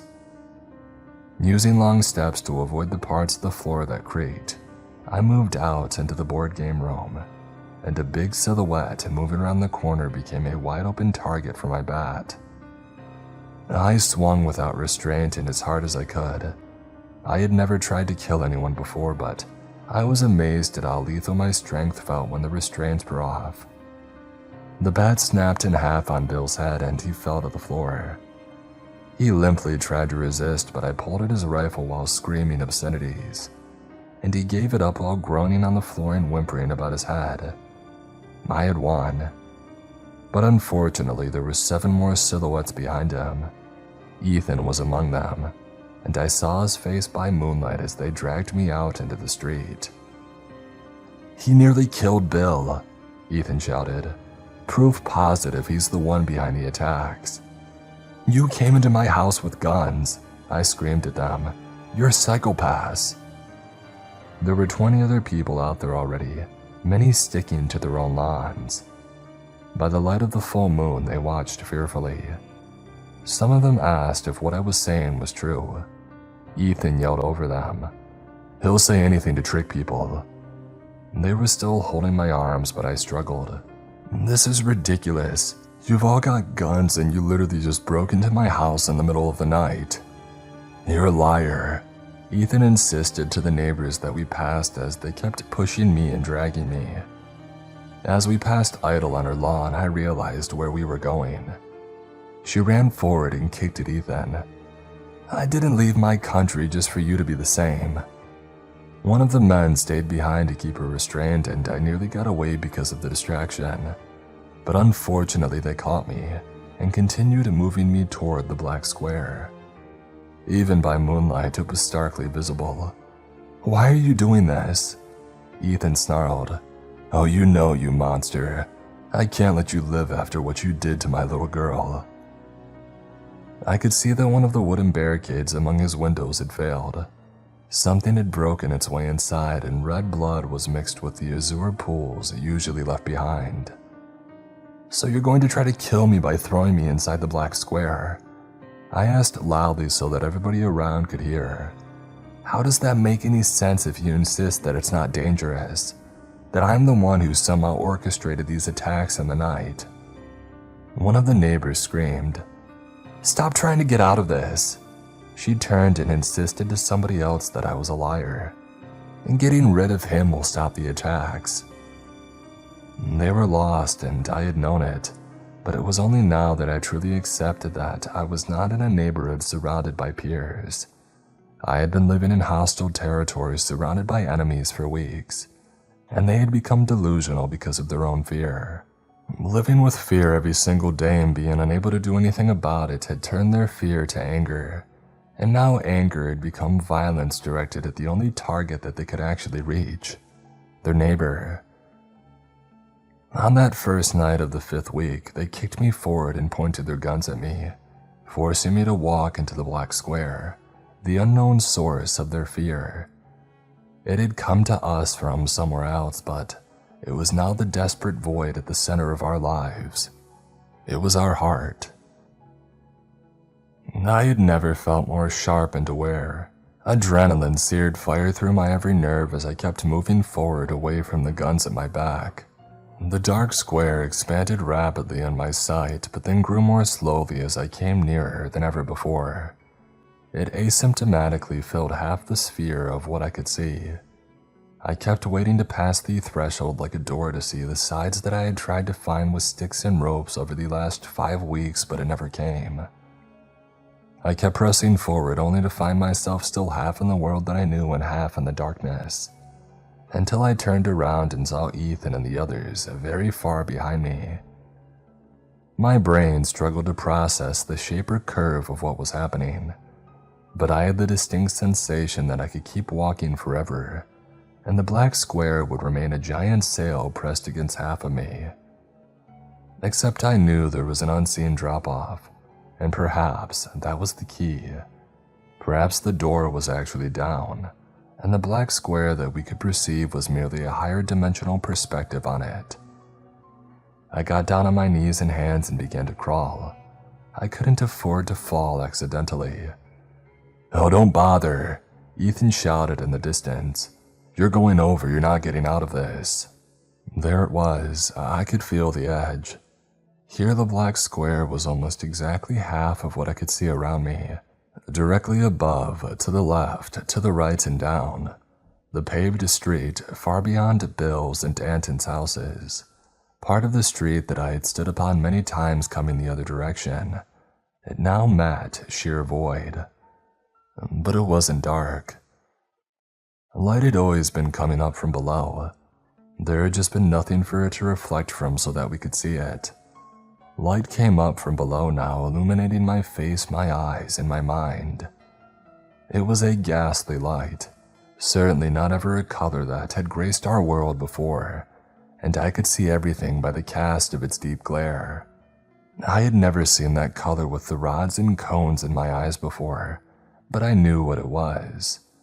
If you could open a door into the mind and observe the hues within, if you opened that door into the mind of a person being tortured with perfect and exacting skill, you would see the chroma of pain. Not just the feeling of it or the idea of it in thought, but the blood of the concept at the core as a brushstroke on existence. For some reason, I laughed, but I did not smile. I stood and began to walk back. Ethan held his gun forward. "Don't you come back here, don't you do it." But I just shook my head. The other men behind him raised their guns too, but they were waiting on him.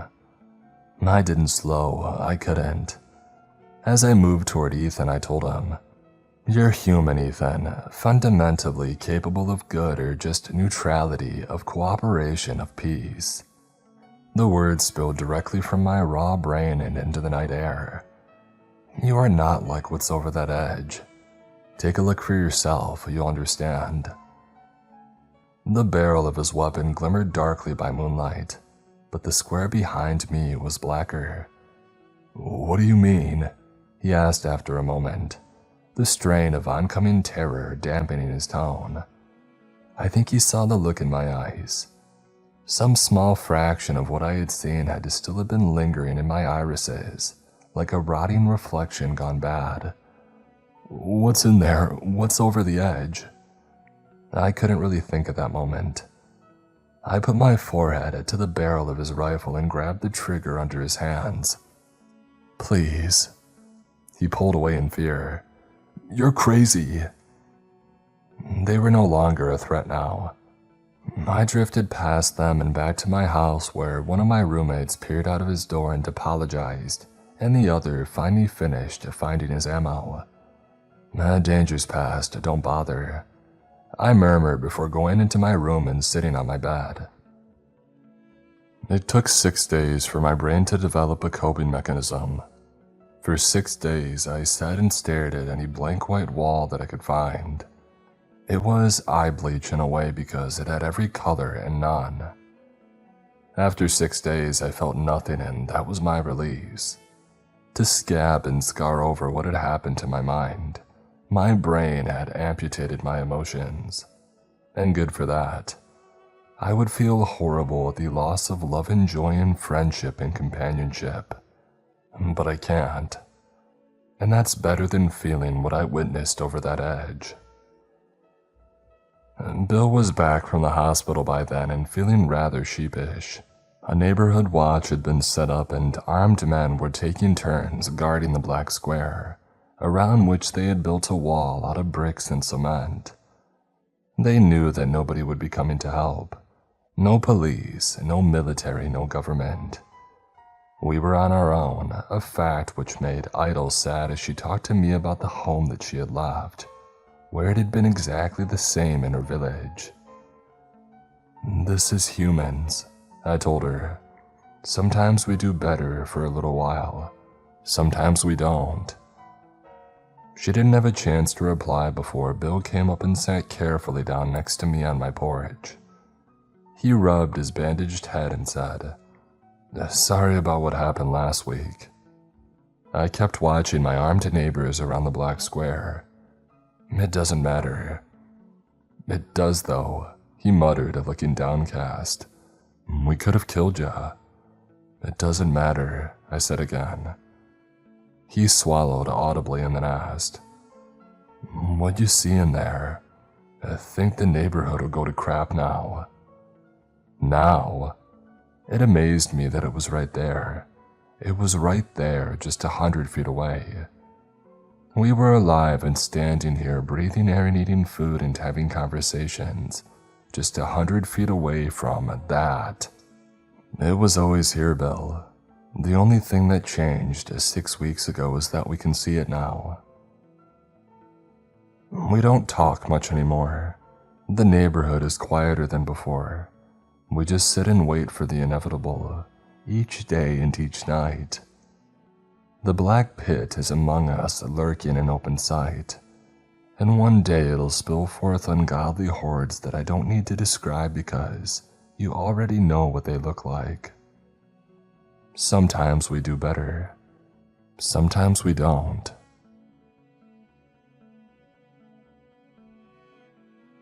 When it happened, I held tightly onto my pillows to keep from spinning off the bed.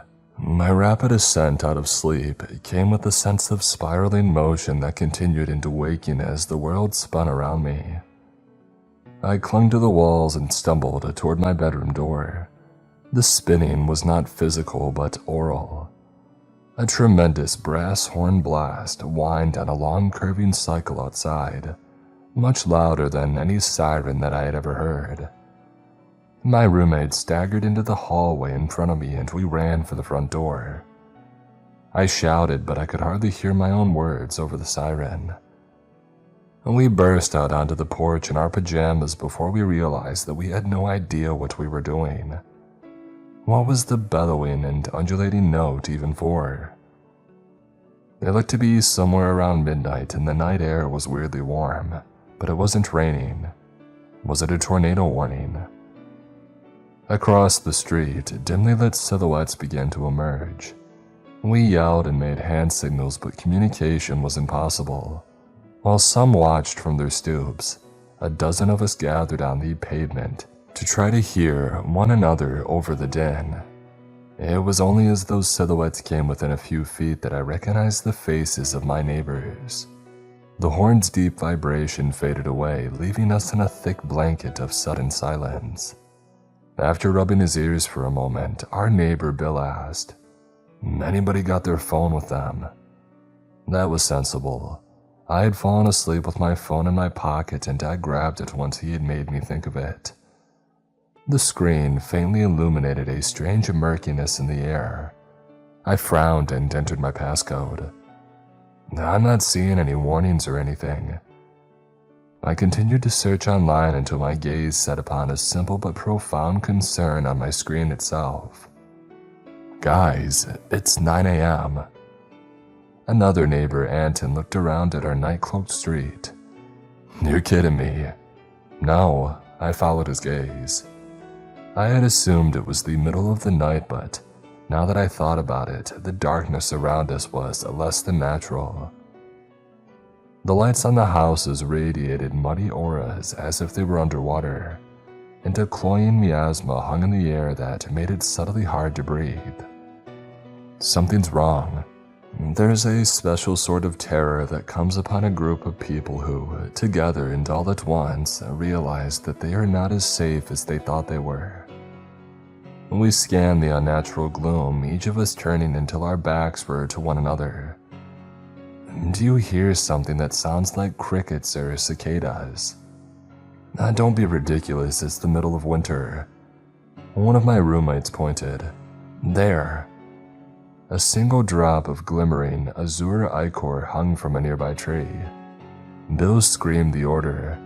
"Everybody back inside."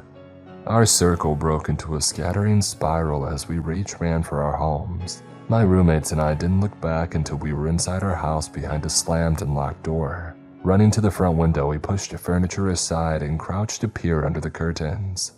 Out there in the oppressive ink, the street was still. Nothing moved, save for the concerned faces and windows opposite. Yet we knew that something was out there. A very tangible sense of something nearly waking began to decline, and we waited wordlessly until the unknown enormous presence out in the darkness returned to full slumber. But the darkness itself remained. My roommates and I paced the living room while waiting. Nobody online or on television made any mention of the event, so we soon realized that it was only us. It was just our neighborhood. And things were almost normal here. One of my roommates complained angrily. What did we do to deserve this? 10 o'clock came and went, and then 11 and finally noon. We began to receive texts and calls from our jobs, and we argued about what to do until we were forced to face the fact that life had to go on. No doubt our neighbors were thinking the same, but everybody was staring out of their windows waiting for somebody else to make the first move. Well, we were young, fit, and stupid, so it was up to us. We opened our front door just enough to squeeze through, and then we dashed for our cars. I fumbled with my keys as that sense of a waking presence shot adrenaline through my veins. Whatever it was, it sparked primal terror in me, as if my very genetics held a fearful memory of it. My roommates got their cars turned on and peeled out. I just barely managed to get inside, turn the ignition, and follow them. Ahead, the entire world looked cloaked in darkness, but their cars began to slide strangely as they neared the T intersection at the end of our street. I only barely managed to avoid them as white glare blinded me and ice appeared under my tires. The world was still there, just as bright and cold and snowy as before. That sickening warmth existed only in the darkness. Looking back, our neighborhood sat perfectly normal behind us. We could even see our neighbors staring at us from inside their homes. From this vantage point, there was snow on the rooftops and on the sidewalks and street that had not been under our feet during our panicked run to our cars. We rolled down our windows and exchanged confused guesses as to what the heck was happening, but the best that we could come up with was, it was another reality bleeding over onto ours. Lacking any idea what to do about it, they proceeded on to work, but I stayed behind a few minutes to test the edge. There was no shift.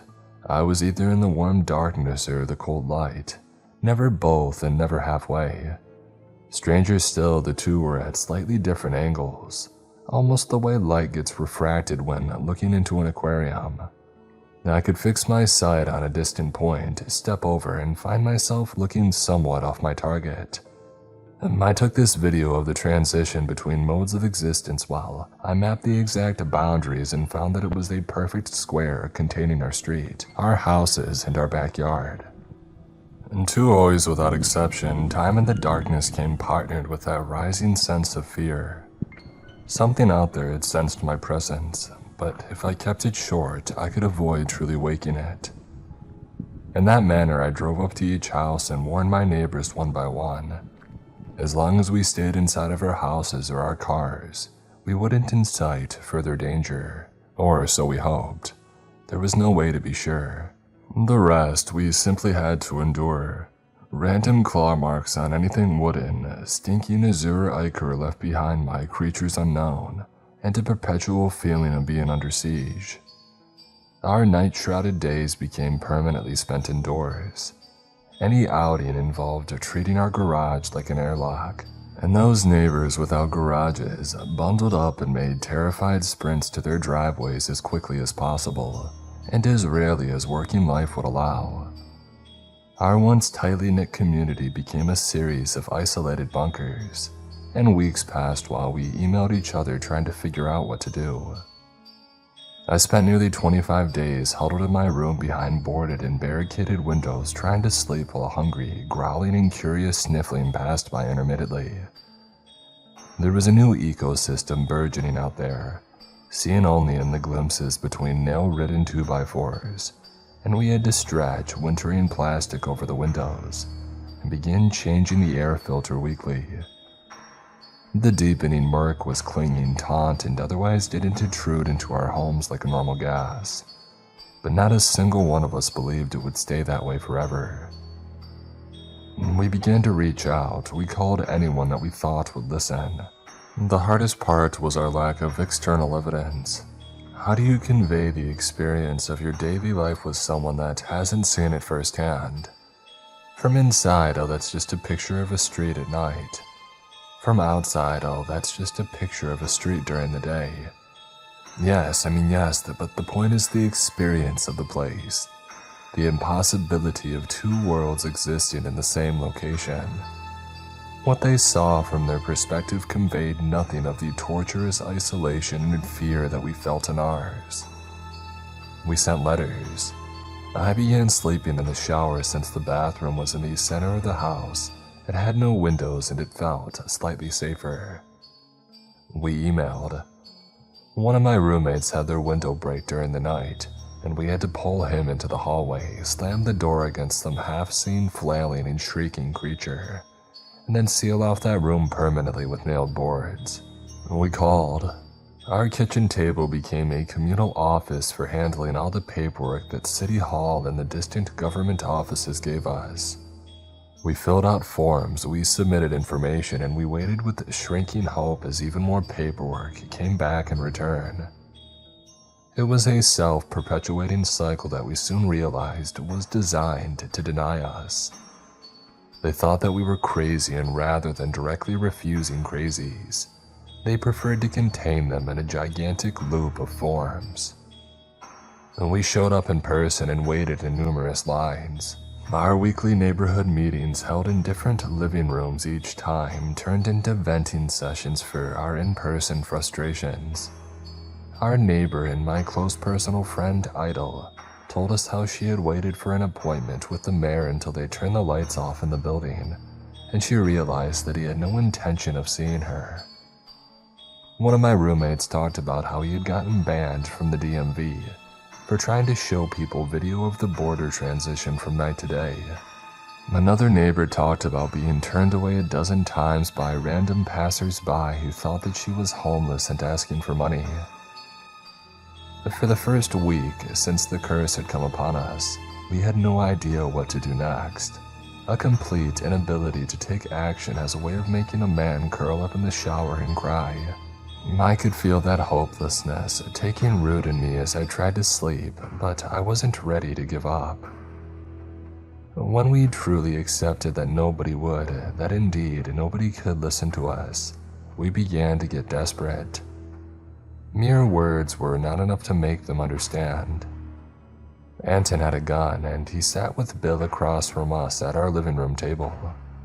Normally it was where we played board games, but now it was our war table.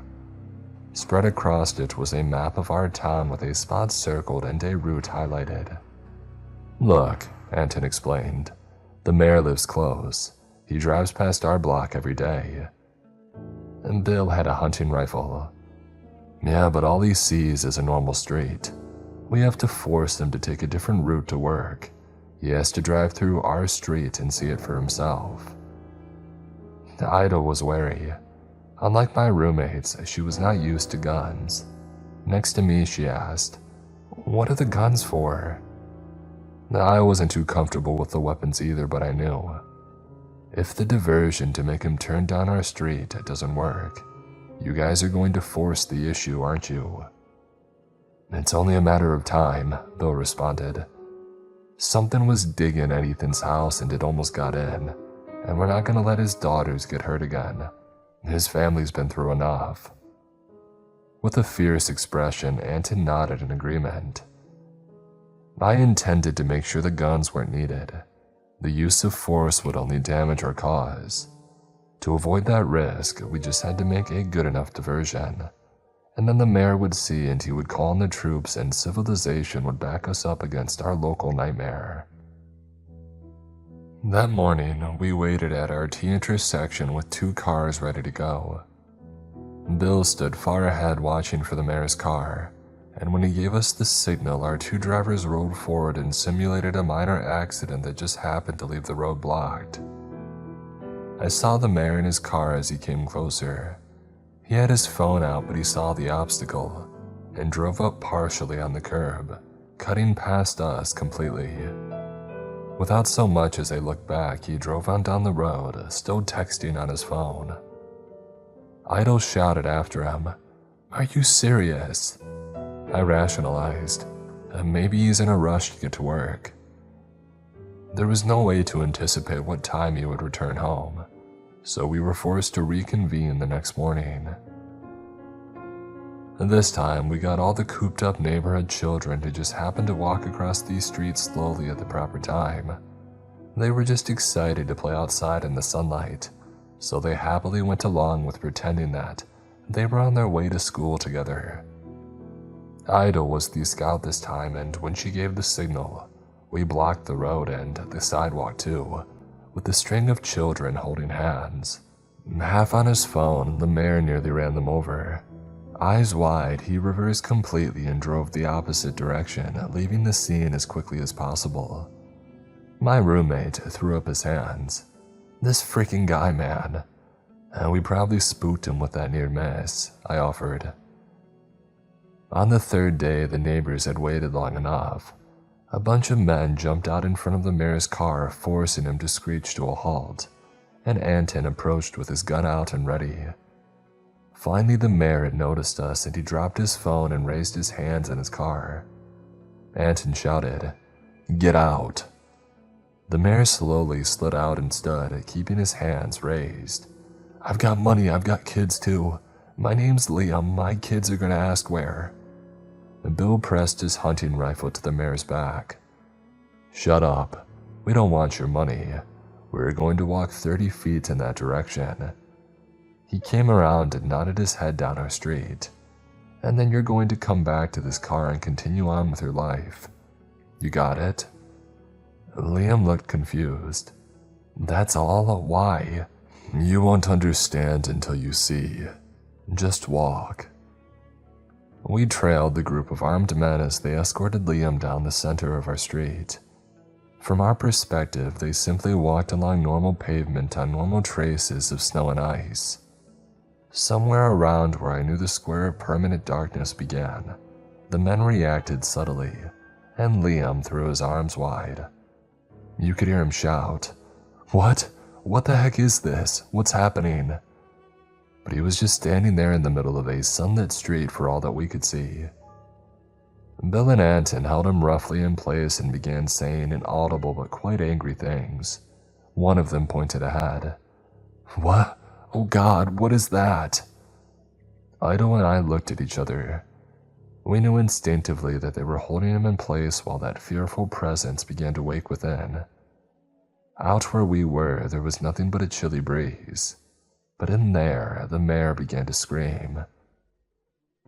The longest that any of us had stayed out in the unhallowed pitch was 7 minutes, and that had been by accident. The old woman who had fallen had started to scream in abject terror, and the 2 men who had run out to grab her returned with wild looks in their eyes, and a feeling, according to them, that they had just barely escaped, fully waking the horror out in the unknown reaches of that world. One of my roommates asked, "It's been 5 minutes, right? How long are they going to keep him in there?" I looked at my phone. 5 minutes, 10 seconds. Bill and Anton held the mayor fast as he began to writhe in absolute panic. 5 minutes and 40 seconds. "Guys," Idle yelled, "do not do more." She cursed as they ignored him. 6 minutes. I began to prepare for some action that I hadn't decided upon yet, but a feeling of slowly waking awareness reached us as we stood there, and the world became dark. Immediately, adrenaline poured pure alarm into my voice. "Bill, Anton, we're inside of it now too. The black square got bigger." 6 minutes and 30 seconds. Processing what we meant, they turned toward us in shock. The abject terror those 2 men and that old woman had told us about was no joke. A beast, the likes of which the world had never seen, stirred in its sleep, on the verge of opening whatever it had for eyes, and it would know us and crush us. Idle screamed, and Bill and Anton and their men dragged the mayor as fast as they could towards us.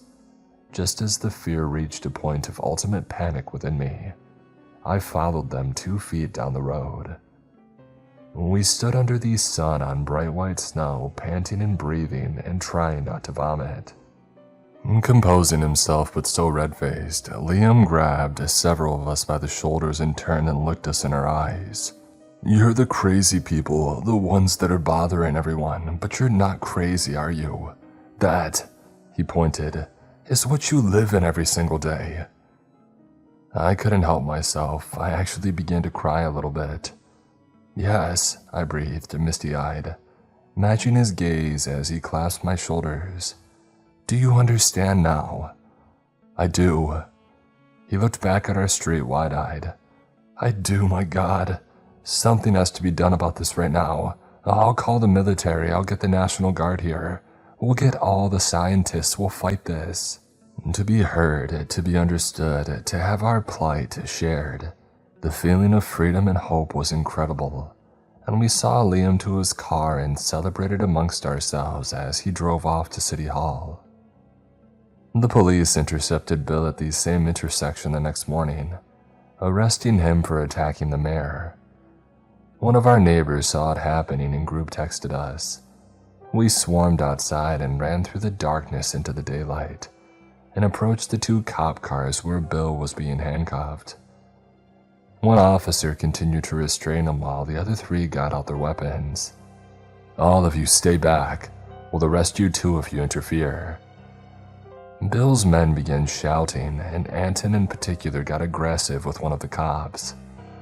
In response, one radioed for backup, and the situation looked to be escalating toward violence.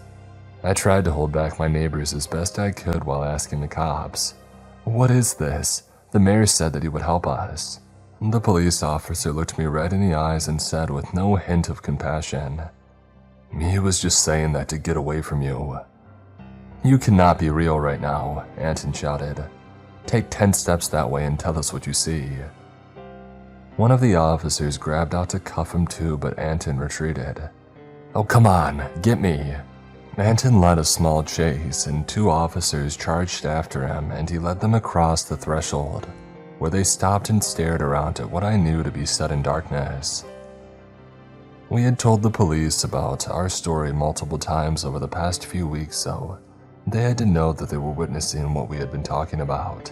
"You see it, don't you see?" Anton continued to dance and shout and point at them.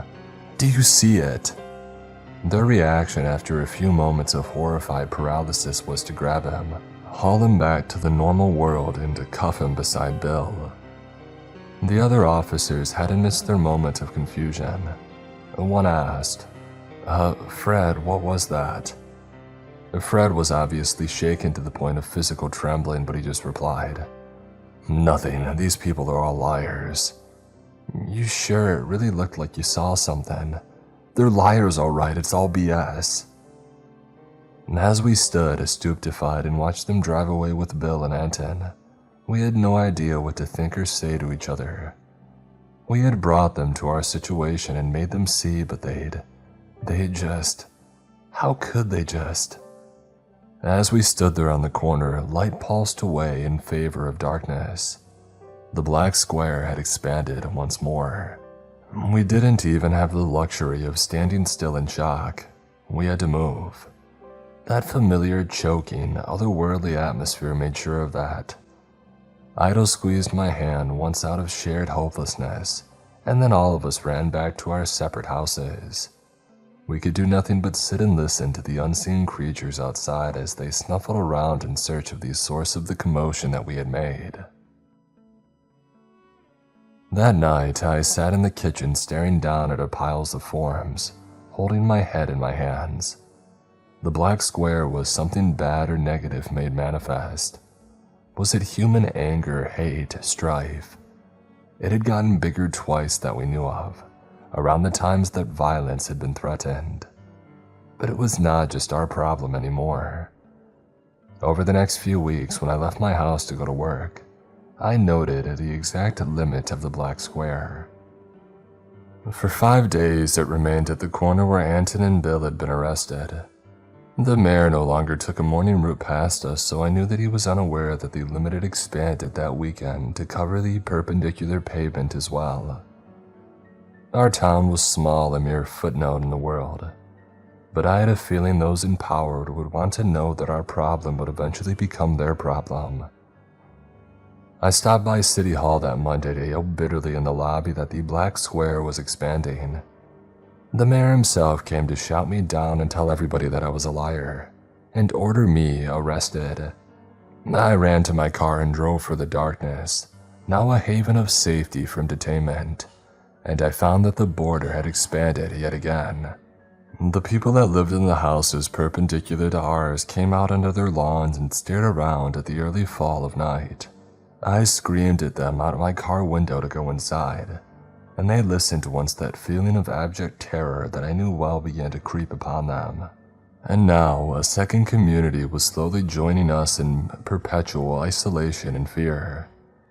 Together with this new blood, we stormed the rest of town, not with violence, which would just make the black square bigger, but with peaceful protest.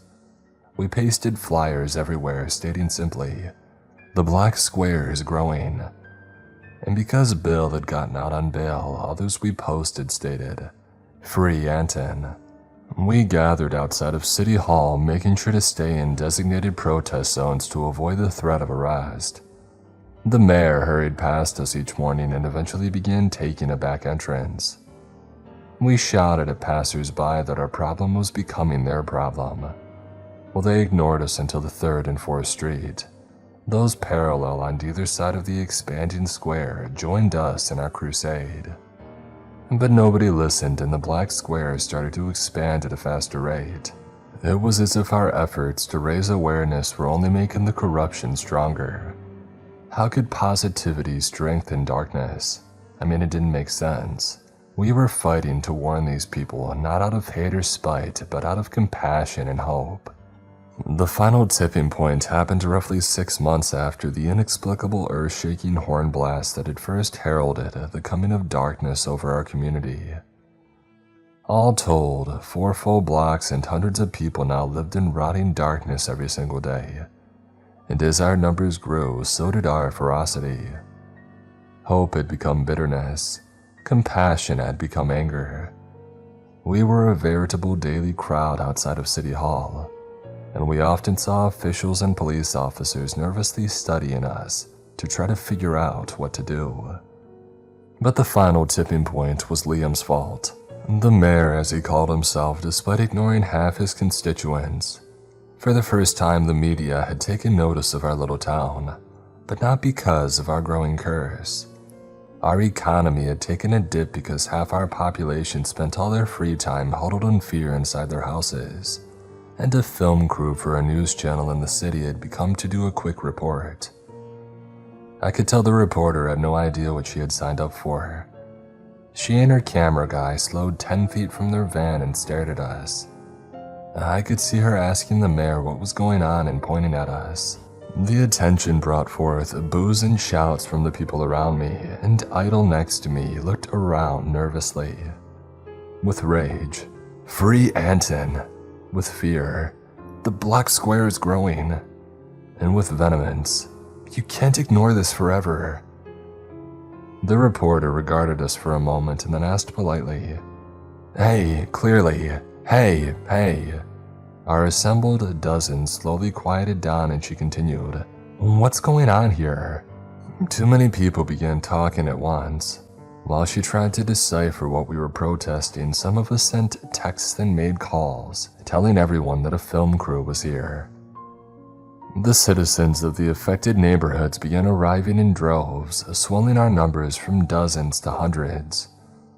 The mayor made calls of his own, and one by one cop cars began to pull up. They had expanded the force in recent months because of us, and I guessed it was in preparation for a moment exactly like this one. "Well, hey," the reporter finally told us.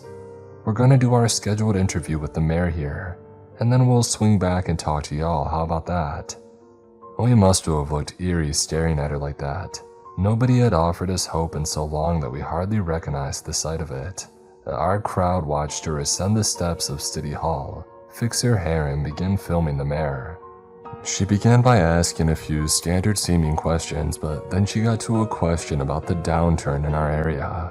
"Mayor, isn't economic policy for the local industrial region a major portion of what you do here? Is any part of this the fault of City Hall?" Even from our distance, I could see his face change. His polite smile fell as his mask had cracked, and he swept a hand out towards us, directing the camera to follow. Quite clearly and loudly he answered, "It's really the fault of certain lazy demographics around here. Some people just don't want to work." The people around me reacted as if struck. I could physically feel their surprise, shock, and affront move through me like a wave. Ido grabbed my arm, and this was bad. A few shouted angrily.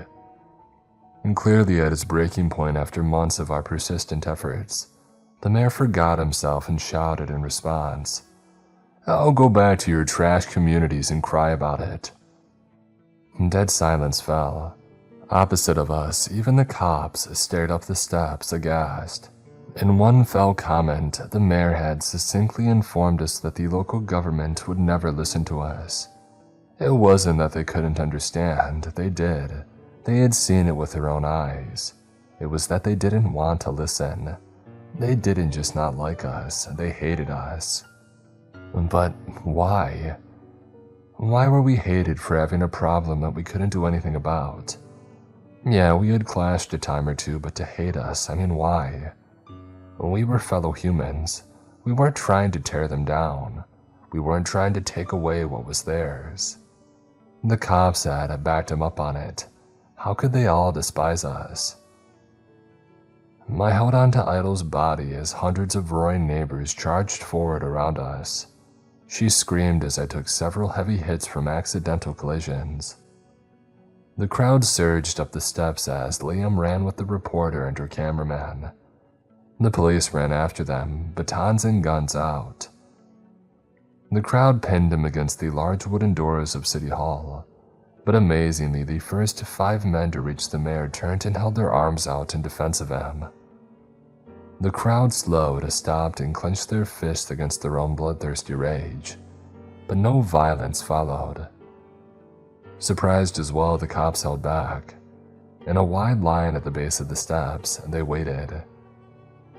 Those quick-thinking men at the front slowly urged everybody back, and Liam dusted his suit off and fixed his hair while he came to terms with the fact that he wasn't about to be beaten to death. The police put their weapons away and held up their hands peacefully, and they worked their way through the crowd until they were able to form a protective ring around the mayor and disperse the sea of people. "Go home," the chief yelled with relief, prodding individuals with a polite finger. "Go home, there's nothing to see here, go home." One man asked calmly, "Can we get Anton out of jail, please?" The chief nodded and turned away to make a call on his radio. Idle and I remained in place, still stunned that violence hadn't broken out. For a good 10 minutes, the bulk of the crowd dispersed, and then the reporter resumed her interview. She asked, "Would you like to tell us anything about this Black Square issue?" The crowd seems quite motivated to get someone to listen. Behind his protective ring of police, Liam gave a polite nod and said to the camera, "Oh, that's nothing, just a prank locals like to make. A tall tale, you know, a lie." I felt it before it happened. The reporter, her cameraman, and the police looked around in awed confusion at the sudden night that had fallen upon us. The rest of us didn't waste any time. We had 7 minutes to get inside, and we had been trained to react instantly. We ran for our lives through the darkness. All that Idle and I could do was take refuge in my car until the screaming was over. We huddled, head down, arms over our ears and eyes closed, as that terrifying and monstrous presence finally woke when the half of the town that didn't know failed to seek shelter in time. The car shook and bounced around us as slow and enormous steps crashed their way past us. We dared not look or move. Our one hope was that it could not sense the two of us if we stayed separate from the cloying darkness and made no move or sound. Out on the steps of City Hall, men shouted and women shrieked. Some made it inside, that much I could tell. When it was finally over and the beast went back to sleep somewhere out in the eternal night, my headlights showed massive divots in cement and human-sized trails of blood that stretched down the steps and out of sight, as if an unthinkable number of people had simply been swept away by one giant, uncaring claw. In physical shock, it was all that I could do to turn the ignition and drive home. We pulled into the garage, hit the remote to close the door behind us, and sat crying and shouting incoherently at one another. And then, like always, life had to continue. Work resumed, just inside instead of outdoors. The grocery store was outside the Black Square, so the growers still brought food in from outlying farms, none the wiser. But I don't know how long that will last. Because, you see, I figured it out. The darkness isn't fueled by violence, for creatures of claws and azure ichor eat one another inside it with no effect. The darkness isn't fueled by despair, for we practically stank of hopelessness for much of our time before it began to expand. It wasn't the fighting or the misery or the conflict. It was fueled by a choice. It grew bigger every time somebody chose to ignore it or deny it. It grew the most when someone chose to knowingly lie about it. And thus, our horrible paradox. Trying to make people aware of the problem like I'm doing by writing this, it just makes it worse. The more people hear about it, the less they want to hear about it, and the bigger that it gets. But I have to try. As I sit here watching our state governor tell everybody on the city news that our town has no black square, that we are lying and that the black square doesn't exist, I see a death spiral. As we ran in a spiral that first dark morning out of fear, as we made it worse by trying to make it better, I see a train of madness with no conductor on a track headed towards a cliff. Thus I say to you, knowing full well our shared doom, that the world will be choked in denial and lies all the faster for my warning. Neighbor, the black square is growing.